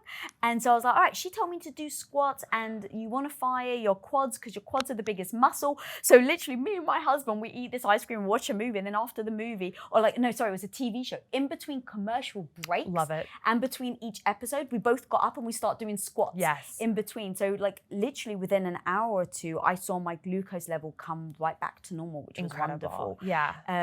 But understanding that order matters as well. Eating the protein first and then the sugar. But I love that you said like you have to see what you feel like because even with me and my husband, we both use levels, we both wear our glucose monitors, and our results are very different. Wow. Yeah. Even though he's like twice my size and a guy, I actually have way less of a spike than he does. He'll go really high and then potentially stay high. I'll go not as high and I'll come down quicker.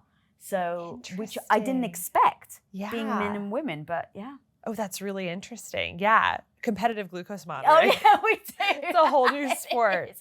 It helps. My mind is reading. I'm like, what's going on with Tom? We need to figure this out. Yeah. Well, the funny thing is, even looking at his family, that he actually has family that are very morbidly obese. Oh. And so I assume a lot of it is genetics. Yeah. He grew up with a very poor diet, Yeah. very ultra processed, even as a tiny kid. And I grew up with a very traditional Greek father that was very much like, he grew up in a farm with, you know, eggs and chickens and goats and things like that. So we just had a very different upbringing as well. Yeah. Yeah. Wow. Okay, and so the last thing I'd actually like to talk about is fiber and what that is telling your microbiome. I believe that fiber is telling our microbiome, I love you.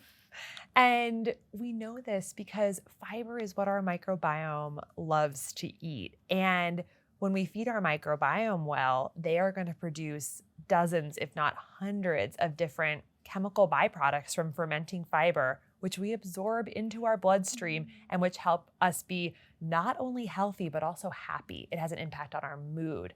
And so, like an example of this is if we feed our microbiome healthy fiber, they'll produce short chain fatty acids as a byproduct, something like butyrate. And this actually floats into our bloodstream, goes into our cells, and helps our mitochondria do their best work. So for our internal life force, for our mitochondrial function, it actually traces back to this other being inside of us, this bacterial being, our microbiome, who just want to eat healthy fiber and do their best work for us. And so I aim to get 50 or more grams of fiber per day. Over 95% of Americans are not even meeting the basic recommendations of fiber per day, which is like 20 to 25 grams. And so we're not even close. And a big part of this is because of ultra-processed food. Ultra-processed food strips the fiber from whole foods. So we're depleted in it and it's hurting our microbiome, and that's hurting our health and happiness. So by eating these types of foods, we're really loving on our microbiome, and it's so good for all aspects of our health. So what has fiber in it? And yeah, what are the foods from, I guess, like the most ideal? So some of the best sources of fiber are beans and legumes. Other great sources are seeds and nuts, especially chia seeds and basil seeds and flax seeds. There's a few fruits and vegetables that have particularly high fiber. So raspberries are actually the fruit that has the highest amount of fiber per cup. Yep, about 8 grams of fiber per cup. So raspberries are amazing. And then in terms of vegetables, avocados have a huge amount of fiber. And then of course you're gonna get a few grams from things like broccoli and Brussels sprouts and cabbage, that roughage, greens. So yeah, beans, legumes, nuts, seeds, and certain fruits and vegetables are all really great fiber sources. You're also going to have some fiber in whole grains, so unprocessed grains. I personally tend to avoid whole grains for the most part because they also that fiber comes along with a very high carbohydrate load. And so because so many of us in America have problems with blood sugar management, over 50% of the country now has prediabetes or type 2 diabetes. It's absolutely rampant. I tend to avoid whole grains in favor of the foods that have lower net carbs. So net carbs is total carbohydrate minus fiber. And the foods I mentioned tend to have lower net carbs than whole grains. However, if you're wearing a glucose monitor and you're eating whole grains and you don't have really any appreciable glucose spike, more power to you. Eat them. I'm not in that category. And so I do get a big spike. Yeah. And so it's just kind of learning these things. But one of the best places, I think, to start in terms of fiber for people who might have some underlying metabolic issues is the chia seeds and basil seeds. And the reason for this is because they have almost zero net carbs. So their total carbohydrates are equal to their fiber in many cases, which means that they are likely not going to cause any blood sugar spike, but allow you to meet your fiber goals. And then flax seeds, You can eat ground on top of yogurt or in smoothies or things like that. But one of my favorite ways to eat them is in cracker form. So I'll make flax crackers or I love this brand called Flackers, which have a huge amount of fiber per serving and virtually no net carbohydrates. So no blood sugar spike, tons of fiber. So for people who might react poorly to beans or legumes or fruit with a lot of fiber in terms of a blood sugar spike, starting with seeds can be a great way to kind of ease into fiber without a big spike. That's a great way of thinking about it. And then I was also thinking, though, that some people get very gassy with fiber. Yeah. So is there less fiber, gassy foods to eat? Yeah.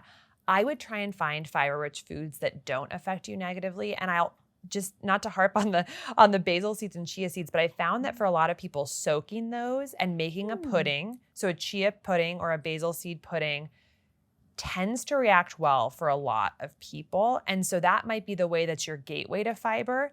And then over time, your microbiome and your gut lining will change as you continue to feed the microbiome more. As we give the microbiome more fiber, it will diversify into a healthier population. And often people find that then they can tolerate other fiber-rich foods better. So as we heal the gut with fiber sources that we can tolerate, we may be able to bring in more down the road. So think of it as gradual and focus on what works for you. Raspberries might work great for you, avocado, stick with those. But I do recommend for a short period of time tracking your fiber intake, because I think we will often find that what we're eating might get us barely to 10, 15, 20 grams per day, and we want to be getting more. So there's actually some wonderful apps, and I'm not all about tracking food all the time, but I think for fiber and protein, which are two things we want to be getting more of, especially as women, tracking for a short period of time can help us clue into how much we're actually getting. So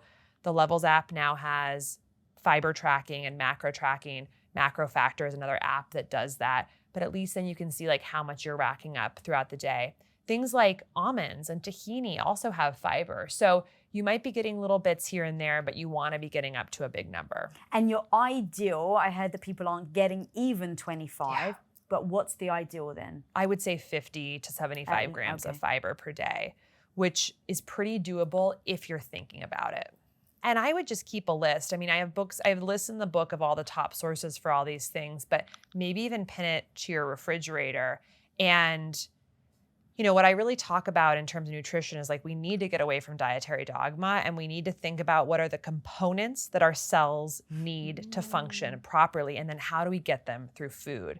And as I sifted through really the scientific literature on what do our cells need to function properly, I tried to boil it down into just 5 types of foods we should try and get in almost every meal: a fiber source, micronutrients and antioxidants, probiotics, healthy protein, and omega-3 fat.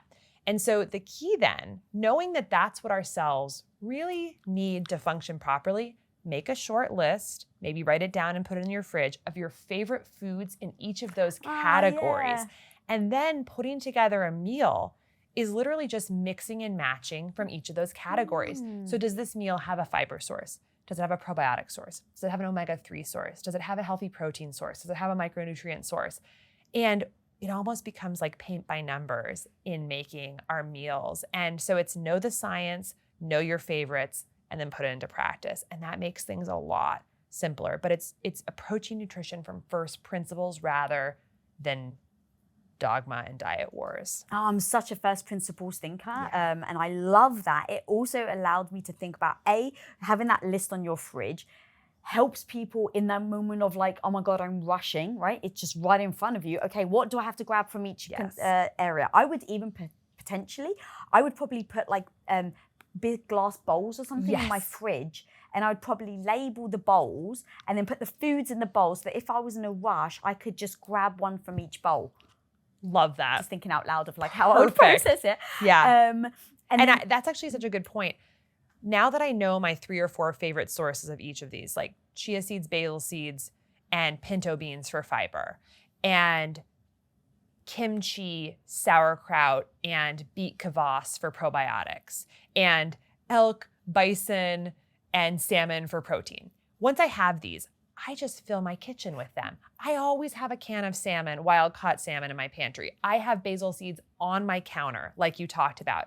There's always 3 or 4 containers of sauerkraut in the front of my fridge so that I can just literally reach and put together a meal simply without thinking. So know what they are and then stock your kitchen with them, and life will just get so much easier.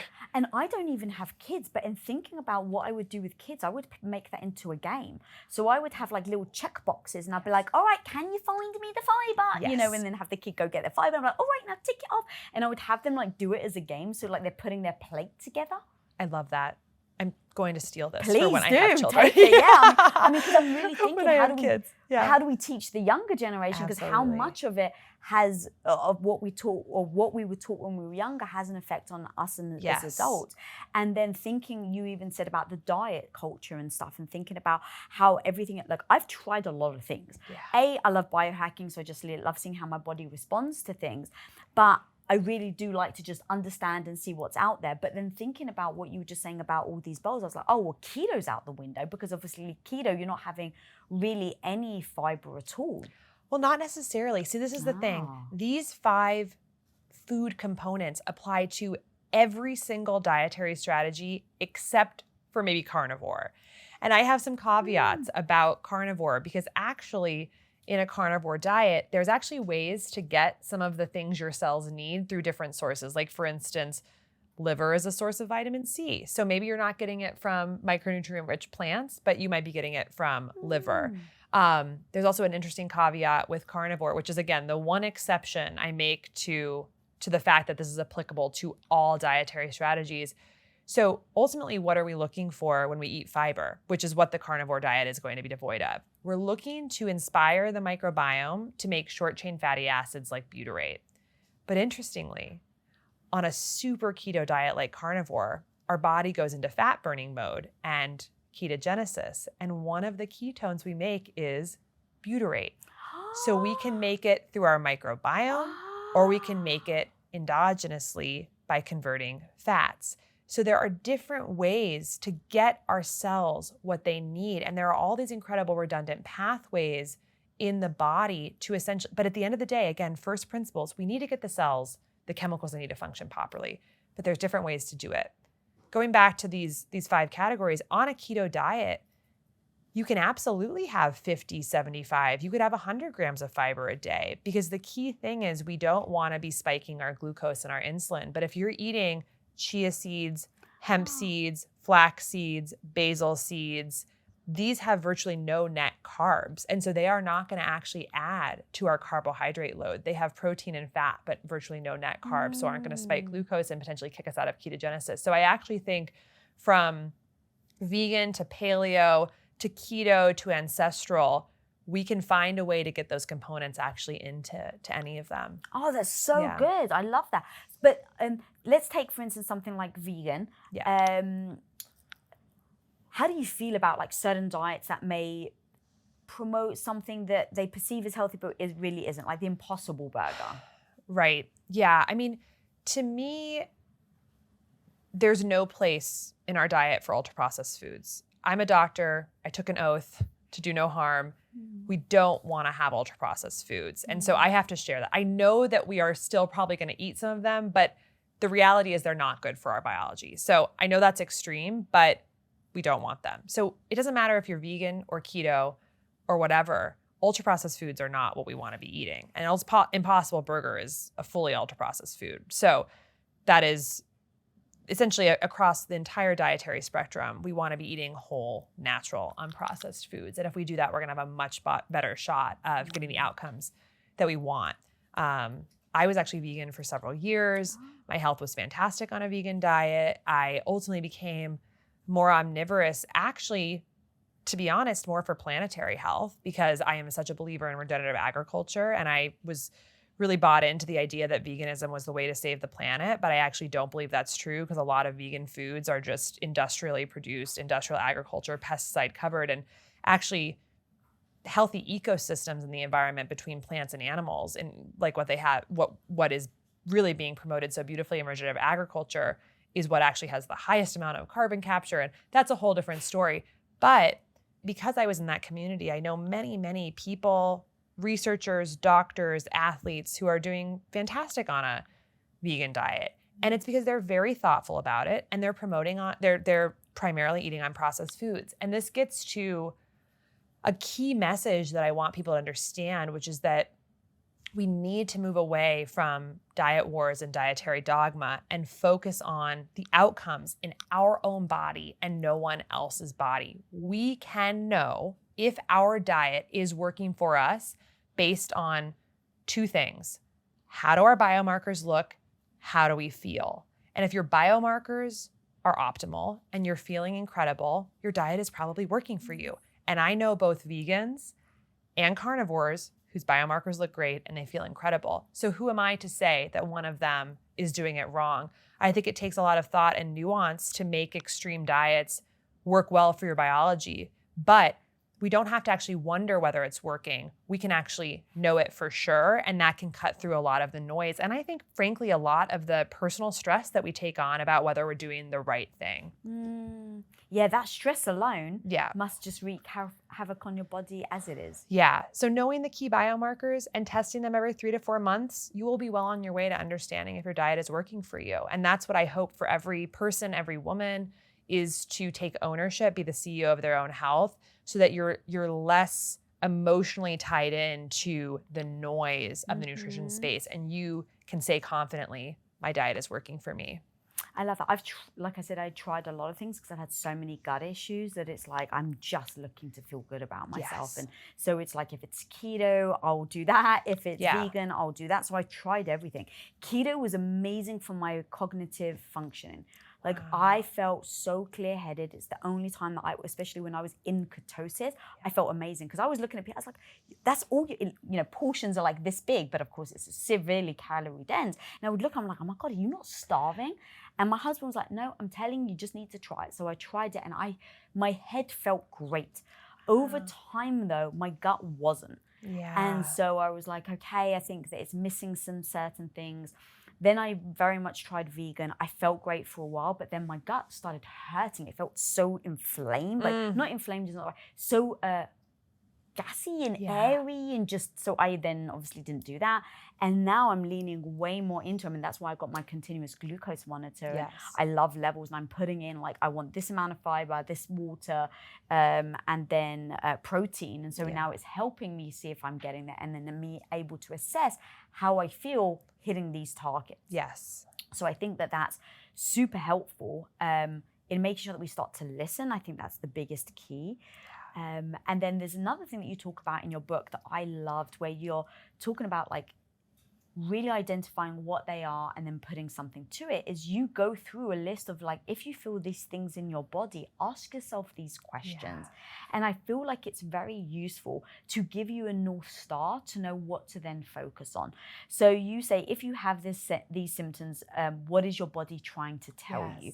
So you say neck pain. So the question is, how have my stress levels been? Yeah. So I love to think about symptoms as a gift.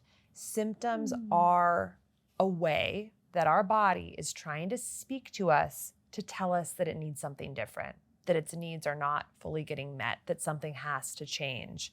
And I think something that's unfortunate in our culture is that we have looked at symptoms as the enemy. We look at symptoms as something that are intolerable, that need to be squashed. And you walk into any pharmacy, CVS, Walgreens, how are the aisles labeled? They're labeled by symptoms. It'll say cough and cold, acid reflux, headaches, pain, and then it's hundreds of colorful bottles that'll help you squash that symptom. But what happens when we squash it without asking the question, why is this happening? We lose the conversation with our body, the conversation which is our cells using the only language they know how, which is symptoms, to get our attention. And so, of course, it's fine to ameliorate discomfort, and we should use the best of modern medicine to feel good, but not at the expense of looking at what our body's trying to tell us and understand what is the root cause of why that's happening. So for me personally, it's like if I have an eruption of acne like you were talking about, I'll sit back and think like, what has been different the past few days? What have I been eating? How have I been sleeping? How have my stress levels been? What have I put on my skin? Has anything been different? And I can almost always identify something that's been different. If I have a headache, I'm like, am I dehydrated? Have I been eating enough electrolytes? Did I sleep well? Where am I in my hormonal cycle? And I can usually identify something and then support my body rather than crush my body with something to wipe out the symptoms. And if you ask that question and can identify a few things that you might be able to modify and change, you might be able to get rid of the symptom in a way that actually meets the need of the body rather than just squashing it. And did you find that that's what happened with your mom? Yeah, I think my mom, she was sort of a very like archetypal American patient where she was totally loyal and faithful to the healthcare system, but ultimately she was totally let down by it. And she died far before her time, I would say in the prime of her life, when she had so much more to do. And what happened with my mom's situation, which I think does represent a lot of American patients right now, is she was racking up all these different diagnoses throughout her life and going to different specialists and getting sort of a pill for each one of them and taking them religiously and going to all of her appointments, and then ultimately got a lethal diagnosis, pancreatic cancer, and died 13 days after she got her diagnosis. And the doctors who were treating her that were at some of the best hospitals in the country, places like Stanford, and she was getting executive physicals at Mayo Clinic, they looked at our family and said, oh my gosh, we're so sorry. This is so unlucky. And I knew enough to know that all these conditions she was kind of racking up throughout her lifetime, these American conditions like high blood sugar, high blood pressure, high cholesterol, and getting a pill for each one, they're all on the same spectrum of metabolic dysfunction. And so is cancer. And so is it really unlucky, or was it actually kind of predictable? And were each of these a warning sign that was getting louder and louder, that there was a core dysfunction in her body that we were not addressing? We were just managing the downstream symptoms of this issue. So unfortunately, I wasn't fully awakened to this perspective on root cause health and metabolic dysfunction at this time. I couldn't help her in time. That is why, of course, I've devoted my life to spreading this message.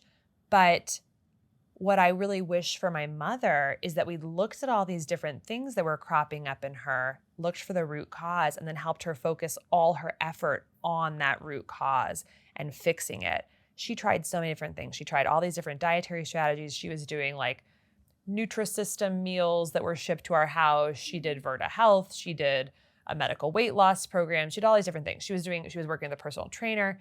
She was trying, but it was scattershot because it didn't have a framework or a thesis for what we were actually trying to achieve. What we were trying to achieve, I know now, is mitochondrial function and metabolic health and really powering her body properly so it could actually do its best work, and a lot of these conditions might have melted away. But instead, we were just throwing spaghetti at the wall, trying to try different hats on in diet and exercise without really a centralizing focus. So what I hope for everyone listening is that we understand that there is a central aspect of biology that if we target all our efforts across diet, exercise, stress management, toxin avoidance, sleep, if we focus it right at the mitochondria, following what the science is telling us, and we improve the capacity of that part of our cells to do its best work, so many of our health problems can get better. But she didn't have that insight. And so we unfortunately went down a lot of dead ends and just focused on, staying super focused on that conventional pharmaceutical track, and it didn't work for her. And I think that's what a lot of Americans are in. They're seeing all the specialists, but they're not actually getting better. They're not healing. They're not thriving. They're being managed. Yeah, that's what really breaks my heart. I mean, so much in that story is that when you think about the signs, you know, like we talk about a lot of red flags when it comes to dating, or a lot of red flags when it comes to someone trying to use you, or, you know, it's like when they say this, and it's like, we're so focused on that, yet we completely ignore the freaking red flags that are whipping us in the face when it comes to health. And when I think about your mum's story in particular, it's like she had every ounce of focus to try and get better, right? And you even said she was like making sure she was taking a medicine. She was focused on what she was doing. And so in thinking that you're doing something that helps and it not, and actually it's doing worse than it is helping, is utterly heartbreaking. And if there can ever be a silver lining, it's the fact that you've been able to have witnessed that. That gives you so much tremendous purpose to be able to then articulate to myself and my audience on like why this matters. And so as you were even listing the problems, as women, how many freaking problems do we ignore? I know. It's like we're always showing up for the greater good of our family, our business. And I get like, that's like, I'm just going to speak to my festival. That's on me. I'm the one that's showing up for my business, for my husband, for everyone else. But at what point am I going to slow down and say, hang on a minute, these symptoms, I'm not just going to take an Advil. I actually have to pay attention to it. And that's just another thing I freaking love about your book, is how you break those down and give words to the warning signs. So you said a couple actually just now, sort of like to go through a couple. So you said like acne, how much sugar am I eating? Anxiety, how much exercise and alcohol am I having? Headaches, have I drunk enough water? PMS, am I taking enough fiber? Have I had too much alcohol? The stress, the sleep. So talk to me about the impact, because alcohol is in a lot of those. So talk to me about the impact of alcohol, and even how much of freaking mixed messaging there is out there, where it's like a glass of wine a day is great for you. And then there's the other thing where it's like, well, have I had too much wine? I mean, alcohol is another one almost similar to the food industry, where it is so beneficial to the multi-billion-dollar alcohol industry to seed confusion in whether alcohol is healthy or not. But what we know is that for certain organ systems, like the brain, for instance, there's no safe amount of alcohol. Alcohol is a neurotoxin.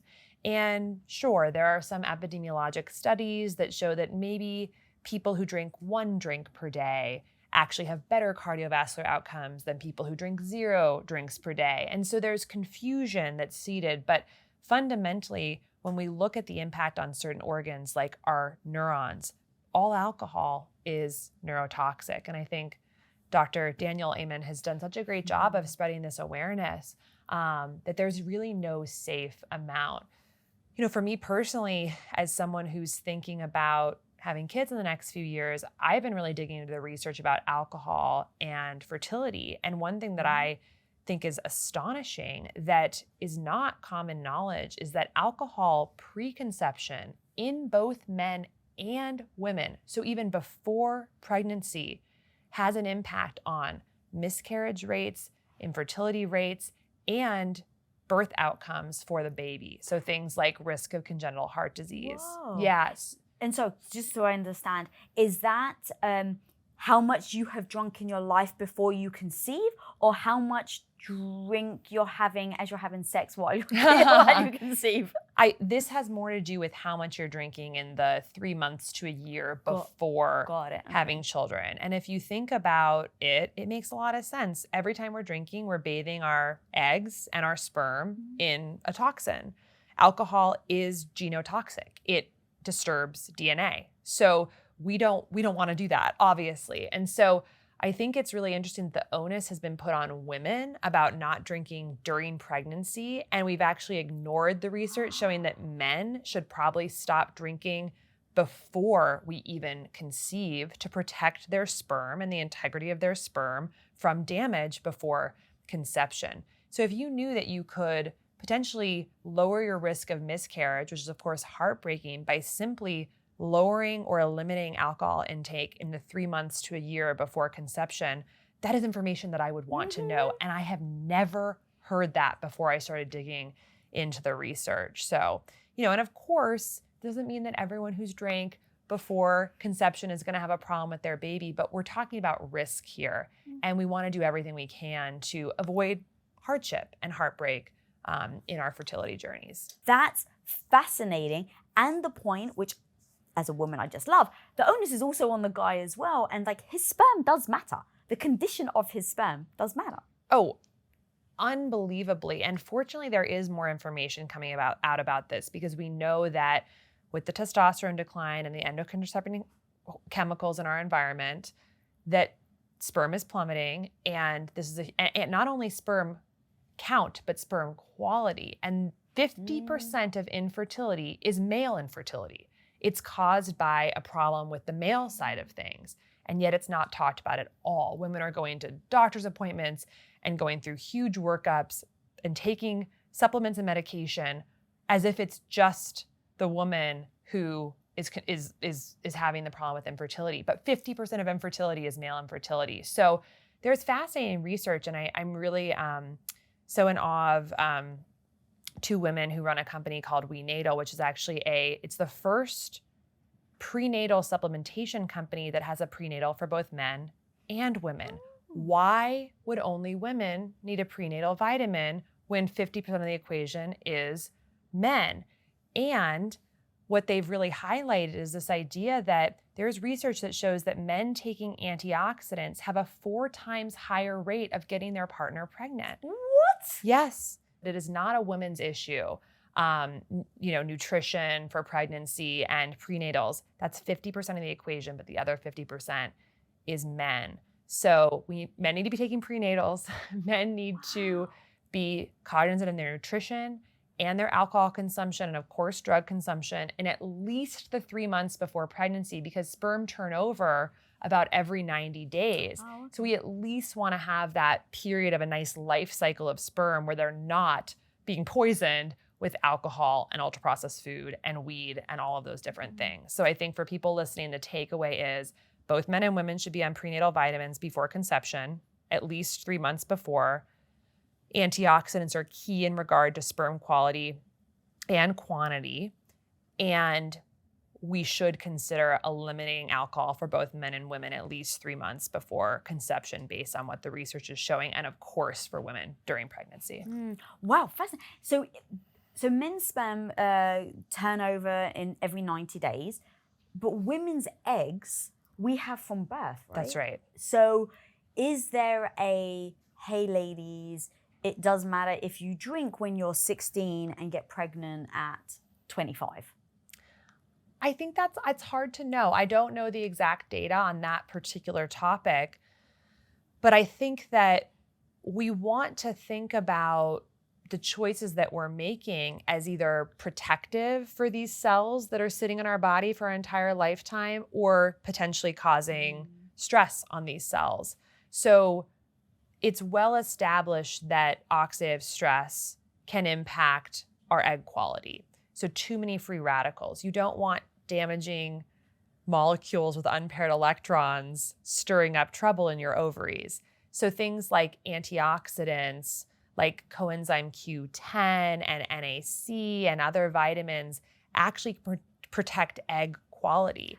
And so... Is that like a supplement, like a pill that you take? It's in foods and also supplements. What foods, roughly? I mean, basically, when we're talking about any vitamins and minerals, like we're talking about whole unprocessed foods. So like really high quality, meats, dairy, eggs, fish, and then fruits and vegetables, nuts, seeds, and spices. Like you're gonna get a slew of different vitamins and minerals from eating like the highest quality fresh foods. But antioxidants primarily you're gonna find in herbs, spices, and colorful fruits and vegetables. Those are gonna be the best. So there's so much that's actionable that we can do to improve our chances of fertility that are in many ways being silenced, I believe, in the mainstream conversation about fertility, because the invasive treatments like egg freezing and IVF and assisted reproductive technology is seen as almost like this miraculous salvation for the problems that they're having. And that is true. For many individual cases, these can be very beneficial, but we should not be ignoring the root causes of why we're having trouble. because ultimately that benefits industry. It doesn't benefit individual couples and women. In a lot of the research that I've done, I interviewed Mary Claire Haver, who I absolutely love, that talks about menopause. And so she was saying that women over the age of 30 have roughly only 10% of their eggs left. So in thinking through, okay, let's say us women, we decide, we want to hold off, we get married and have kids later in life, like whatever our decisions are, which I love that we have the ability to make these decisions. But as we get older, if you're, let's say, 35 and you've had a bit of a wild teenage life and now you decide you want children, is there a way, so all the foods and everything that we're talking about, does that all contribute to potentially having repair it? Or is it, and maybe you don't know, but is the damage already done? Or can you start to eat healthy, start to look at your lifestyle, use less toxins that are endocrine disrupting chemicals? Yeah. So is that still possible, or is it like once you've damaged the eggs, there's no real reversal? Unquestionably, leading a healthier, cleaner diet and lifestyle is going to improve our chances of fertility and a healthy pregnancy, no matter what time you start them. Mm-hmm. And so, the beautiful thing about the body is that even though the eggs are there from birth, we are a dynamic body that is constantly changing, and we are constantly rebuilding the next version of ourselves. We are, you probably know this, but our entire skin turns over every few weeks. Our entire gut lining changes over every few weeks. So we're very dynamic entities, which I think is so hopeful, because if we put in good inputs, even for a short period of time, our body can be rebuilt from way better materials. And of course, this doesn't apply to necessarily the egg itself, which we've had from birth, but everything around it and the whole hormonal milieu around it and our uterine lining and all of these things, they're dynamic. And so as someone who is 36 and actively thinking about all these things and wants to have kids in the next couple of years, my whole strategy is about how do we reduce the toxic inputs that are going to, hurt this delicate hormonal biology. And then how do we get the hormones, especially metabolic hormones, as optimized as possible so that I have the best chance of having the hormonal milieu to be able to ovulate and then have implantation and pregnancy. So to me, what this actually looks like, practically speaking, is whole, unprocessed, organic foods and really avoiding the pesticides, which we know are endocrine disrupting chemicals. And many pesticides actually are estrogen agonists, meaning that they are disturbing our estrogen function, which can have a trickle-down effect on fertility. So avoiding the pesticides, eating unprocessed foods, getting as many nutrients as possible, especially antioxidants and healthy fats. So that's one. For exercise, a lot of what I'm thinking about is improving hormonal health and metabolic health. So getting the insulin levels down, because remember earlier we talked about how the insulin can stimulate the ovaries to make too much testosterone and disturb our fertility. So it's a balance, because we don't want to exercise so much that we're stressing the body and therefore spiking our cortisol, but we do want to do exercise that are building muscle and that are building our mitochondrial capacity to improve our metabolic health. So what this looks like for me is some weightlifting, some endurance work. So like biking and long hikes that get me more into that zone 2 sort of medium heart rate level. That's really good for mitochondrial health. And then lots of walking to burn through glucose and lower insulin levels. What I've peeled back from a little bit is actually the high intensity interval training that I know really kind of spikes my cortisol for me personally and may actually put my body under a sense of stress, which is not necessarily conducive for fertility. So that's my journey. But, how do we build more mitochondria with resistance training, promote mitochondrial recycling with endurance training, and then lower glucose levels with walking? That's sort of how I'm thinking about it. From a sleep perspective, obviously, it's like get good quality consistency of sleep. That's a hard one in our modern day and age.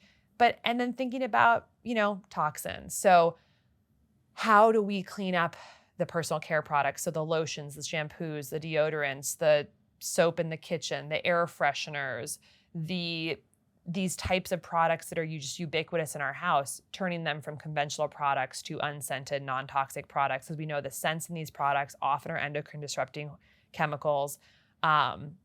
And getting rid of as much plastic in my house as possible. Plastic is a estrogen. It changes our hormones. And we are now, unfortunately, our bodies are filled with microplastics. So even things like reducing my exposure to cans, a Spindrift, which I think is a great drink option with very little sugar, that aluminum can is lined with plastic. Every can in America is lined with plastic. Wow, Cans. Every Coke can, Whoa.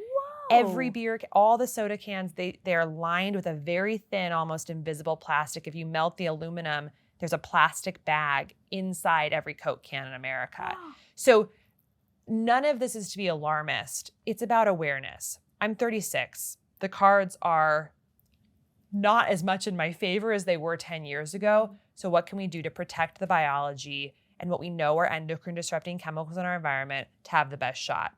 And it doesn't need to be perfect. It's not all or nothing, but we should be aware, because the other side of the coin is don't do those things and then potentially have to go down the very invasive route, which is also a huge cost and burden. So, it's choosing to invest up front, which I know all of this sounds like a lot, but the intervention route is also extremely intensive as well. So just trying to kind of get in front of it and do the best we can. And we might, some of us might end up down that road of intervention, but at least we can do the best we can to take evidence-based strategies to optimize our levels. But again, it all comes back to optimizing metabolic health and hormonal health through pointing the arrow of our choices in the right direction. I love the way you just broke all of that down. And I think it's super important to never feel like it's too late. And that's really like where that question came from, is that the amount of people is like, well, it's too late for me. I'm 40. It's like, what? Like, no, there's never too late to be able to improve the way that you live. And recently, speaking of the microplastics, I've now changed my bottled water to go to glass. And a few people started making fun of me. Friends and stuff, like, oh, aren't we all snooty with a glass bottle?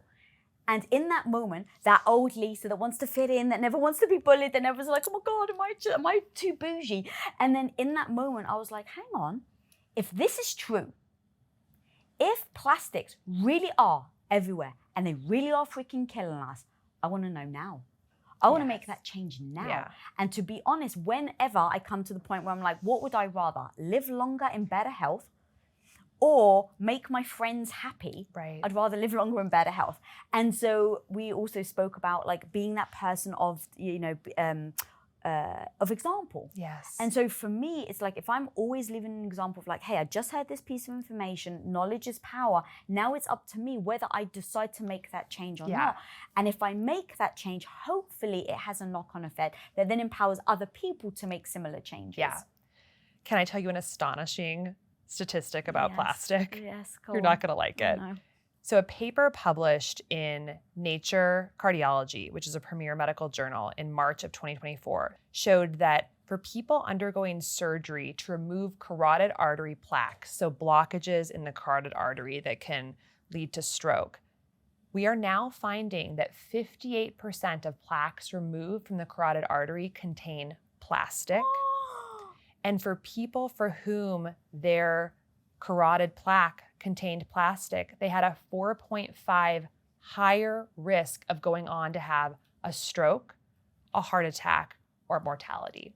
So we are entering an era now where plastic is so ubiquitous that it is entering every organ of our body, and we are going to need to come up with new ways of actually approaching medicine to address plastic in our bodies. The medicines that we have now, the surgeries that we have now are not equipped to address the plastic in our tissues. So I share that to help people understand how serious this is getting and that it's actually showing up in our tissues in the body and puts us at increased risk on top of the risk we already had of disease.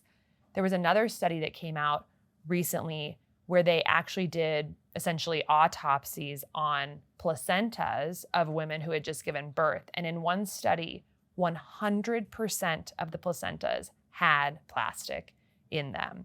So this is very real. And I think what's really important for people to understand is that we think of plastic as unavoidable, but plastic was invented in 1907. It's a brand new invention in the course of human history. We got ourselves into this mess very quickly. We can get ourselves out of it.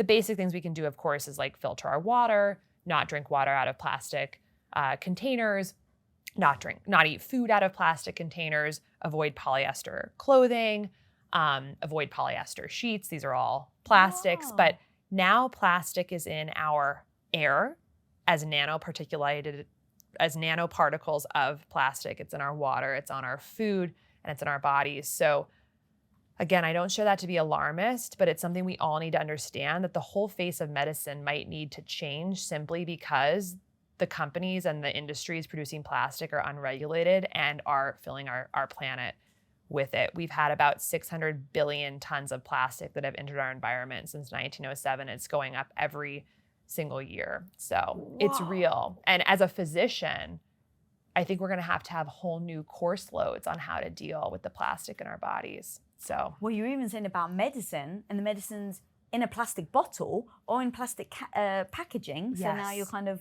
oh my gosh, yeah, on every level. Yeah. So you listed a couple of things that we can immediately do, which I think are really powerful, and things like not putting things in plastic containers like food and stuff like that, I assume. Yeah, you don't need to put your produce in a plastic bag at the grocery store. I mean, of course, you can bring your own reusable bag. I never put it in. You know, if it's like loose mushrooms where you can't just throw it all in your cart, maybe put it in a paper bag, or ideally just bring a reusable bag. But for peppers and zucchini and apples, you don't need to put it in a plastic bag. Just put it in your cart and pull them out. You know, there's so many simple ways to reduce our plastic, but a really key one is food storage containers, plastic bottles, and cans, because our food and water is sitting in those, often under high heat for long periods of time, so it can leach in. But there's a book I recommend so highly called Zero Waste Home, which is about a French woman who came to America and became passionate about just all the waste in our country, so much of which is plastic. And she actually changed her lifestyle radically from just loving material items to actually producing only 1 pint of trash per year. And so in that journey, of course, had to get rid of all plastic. And it's an incredibly practical guide for how to reduce plastic exposure in our lives that I think is really valuable. So even plastic touching something will impact the food. So you said, like, don't put like even your mushrooms and stuff or your peppers in a plastic bag. So really even just something touching it? That quickly, I don't think it's going to have a big impact. The broader point there is that we need to stop relying on plastic for things where it's just not necessary. I think the much more concerning things are where plastic is sitting with the food or beverage for long periods of time. But the broader point is just that we've kind of gone crazy. Like, we're kind of drunk on plastic, and so much of it is totally unnecessary. And it is unequivocally, based on the latest research, getting into our body, every organ system, and having detrimental effects on our biology. There is even recent research showing that nanoparticles of plastic are getting inside our cells into the mitochondria and disrupting mitochondrial function. Again, just to really high level, mitochondria create our energy in our bodies. Mitochondria are the seat of our life force and our vigor and our light. And these compounds are coming in and actually disrupting their function. So we should get motivated about that, right? Because we do not want industry leaching our life force. And unfortunately, that is what is happening right now. Ooh. On that note, Dr. Casey Means, go. This has been fascinating. Honestly, you're full of wisdom. Your book is just chock full of stuff. Yeah. Where can people find you, all the incredible things that you're doing, and in this amazing book? So CaseyMeans.com is where all my stuff is. My newsletter comes out every Tuesday and is just like so much information above and beyond what's in the book. So that's called Good Energy Living, and I'm on all the social platforms, Instagram at Dr. Casey's Kitchen, and then Casey Means MD on all the other social platforms. So, and then Levels Health is my company, and that's a way to get continuous glucose monitors to understand how food is affecting your health individually. Now, if you want to learn what foods that all women must eat in order to boost energy, lose weight, and look beautiful and younger, then click here right now. This is so important. Why is nobody talking about this? The glucose goddess is in the house and destroys and debunks every single thing.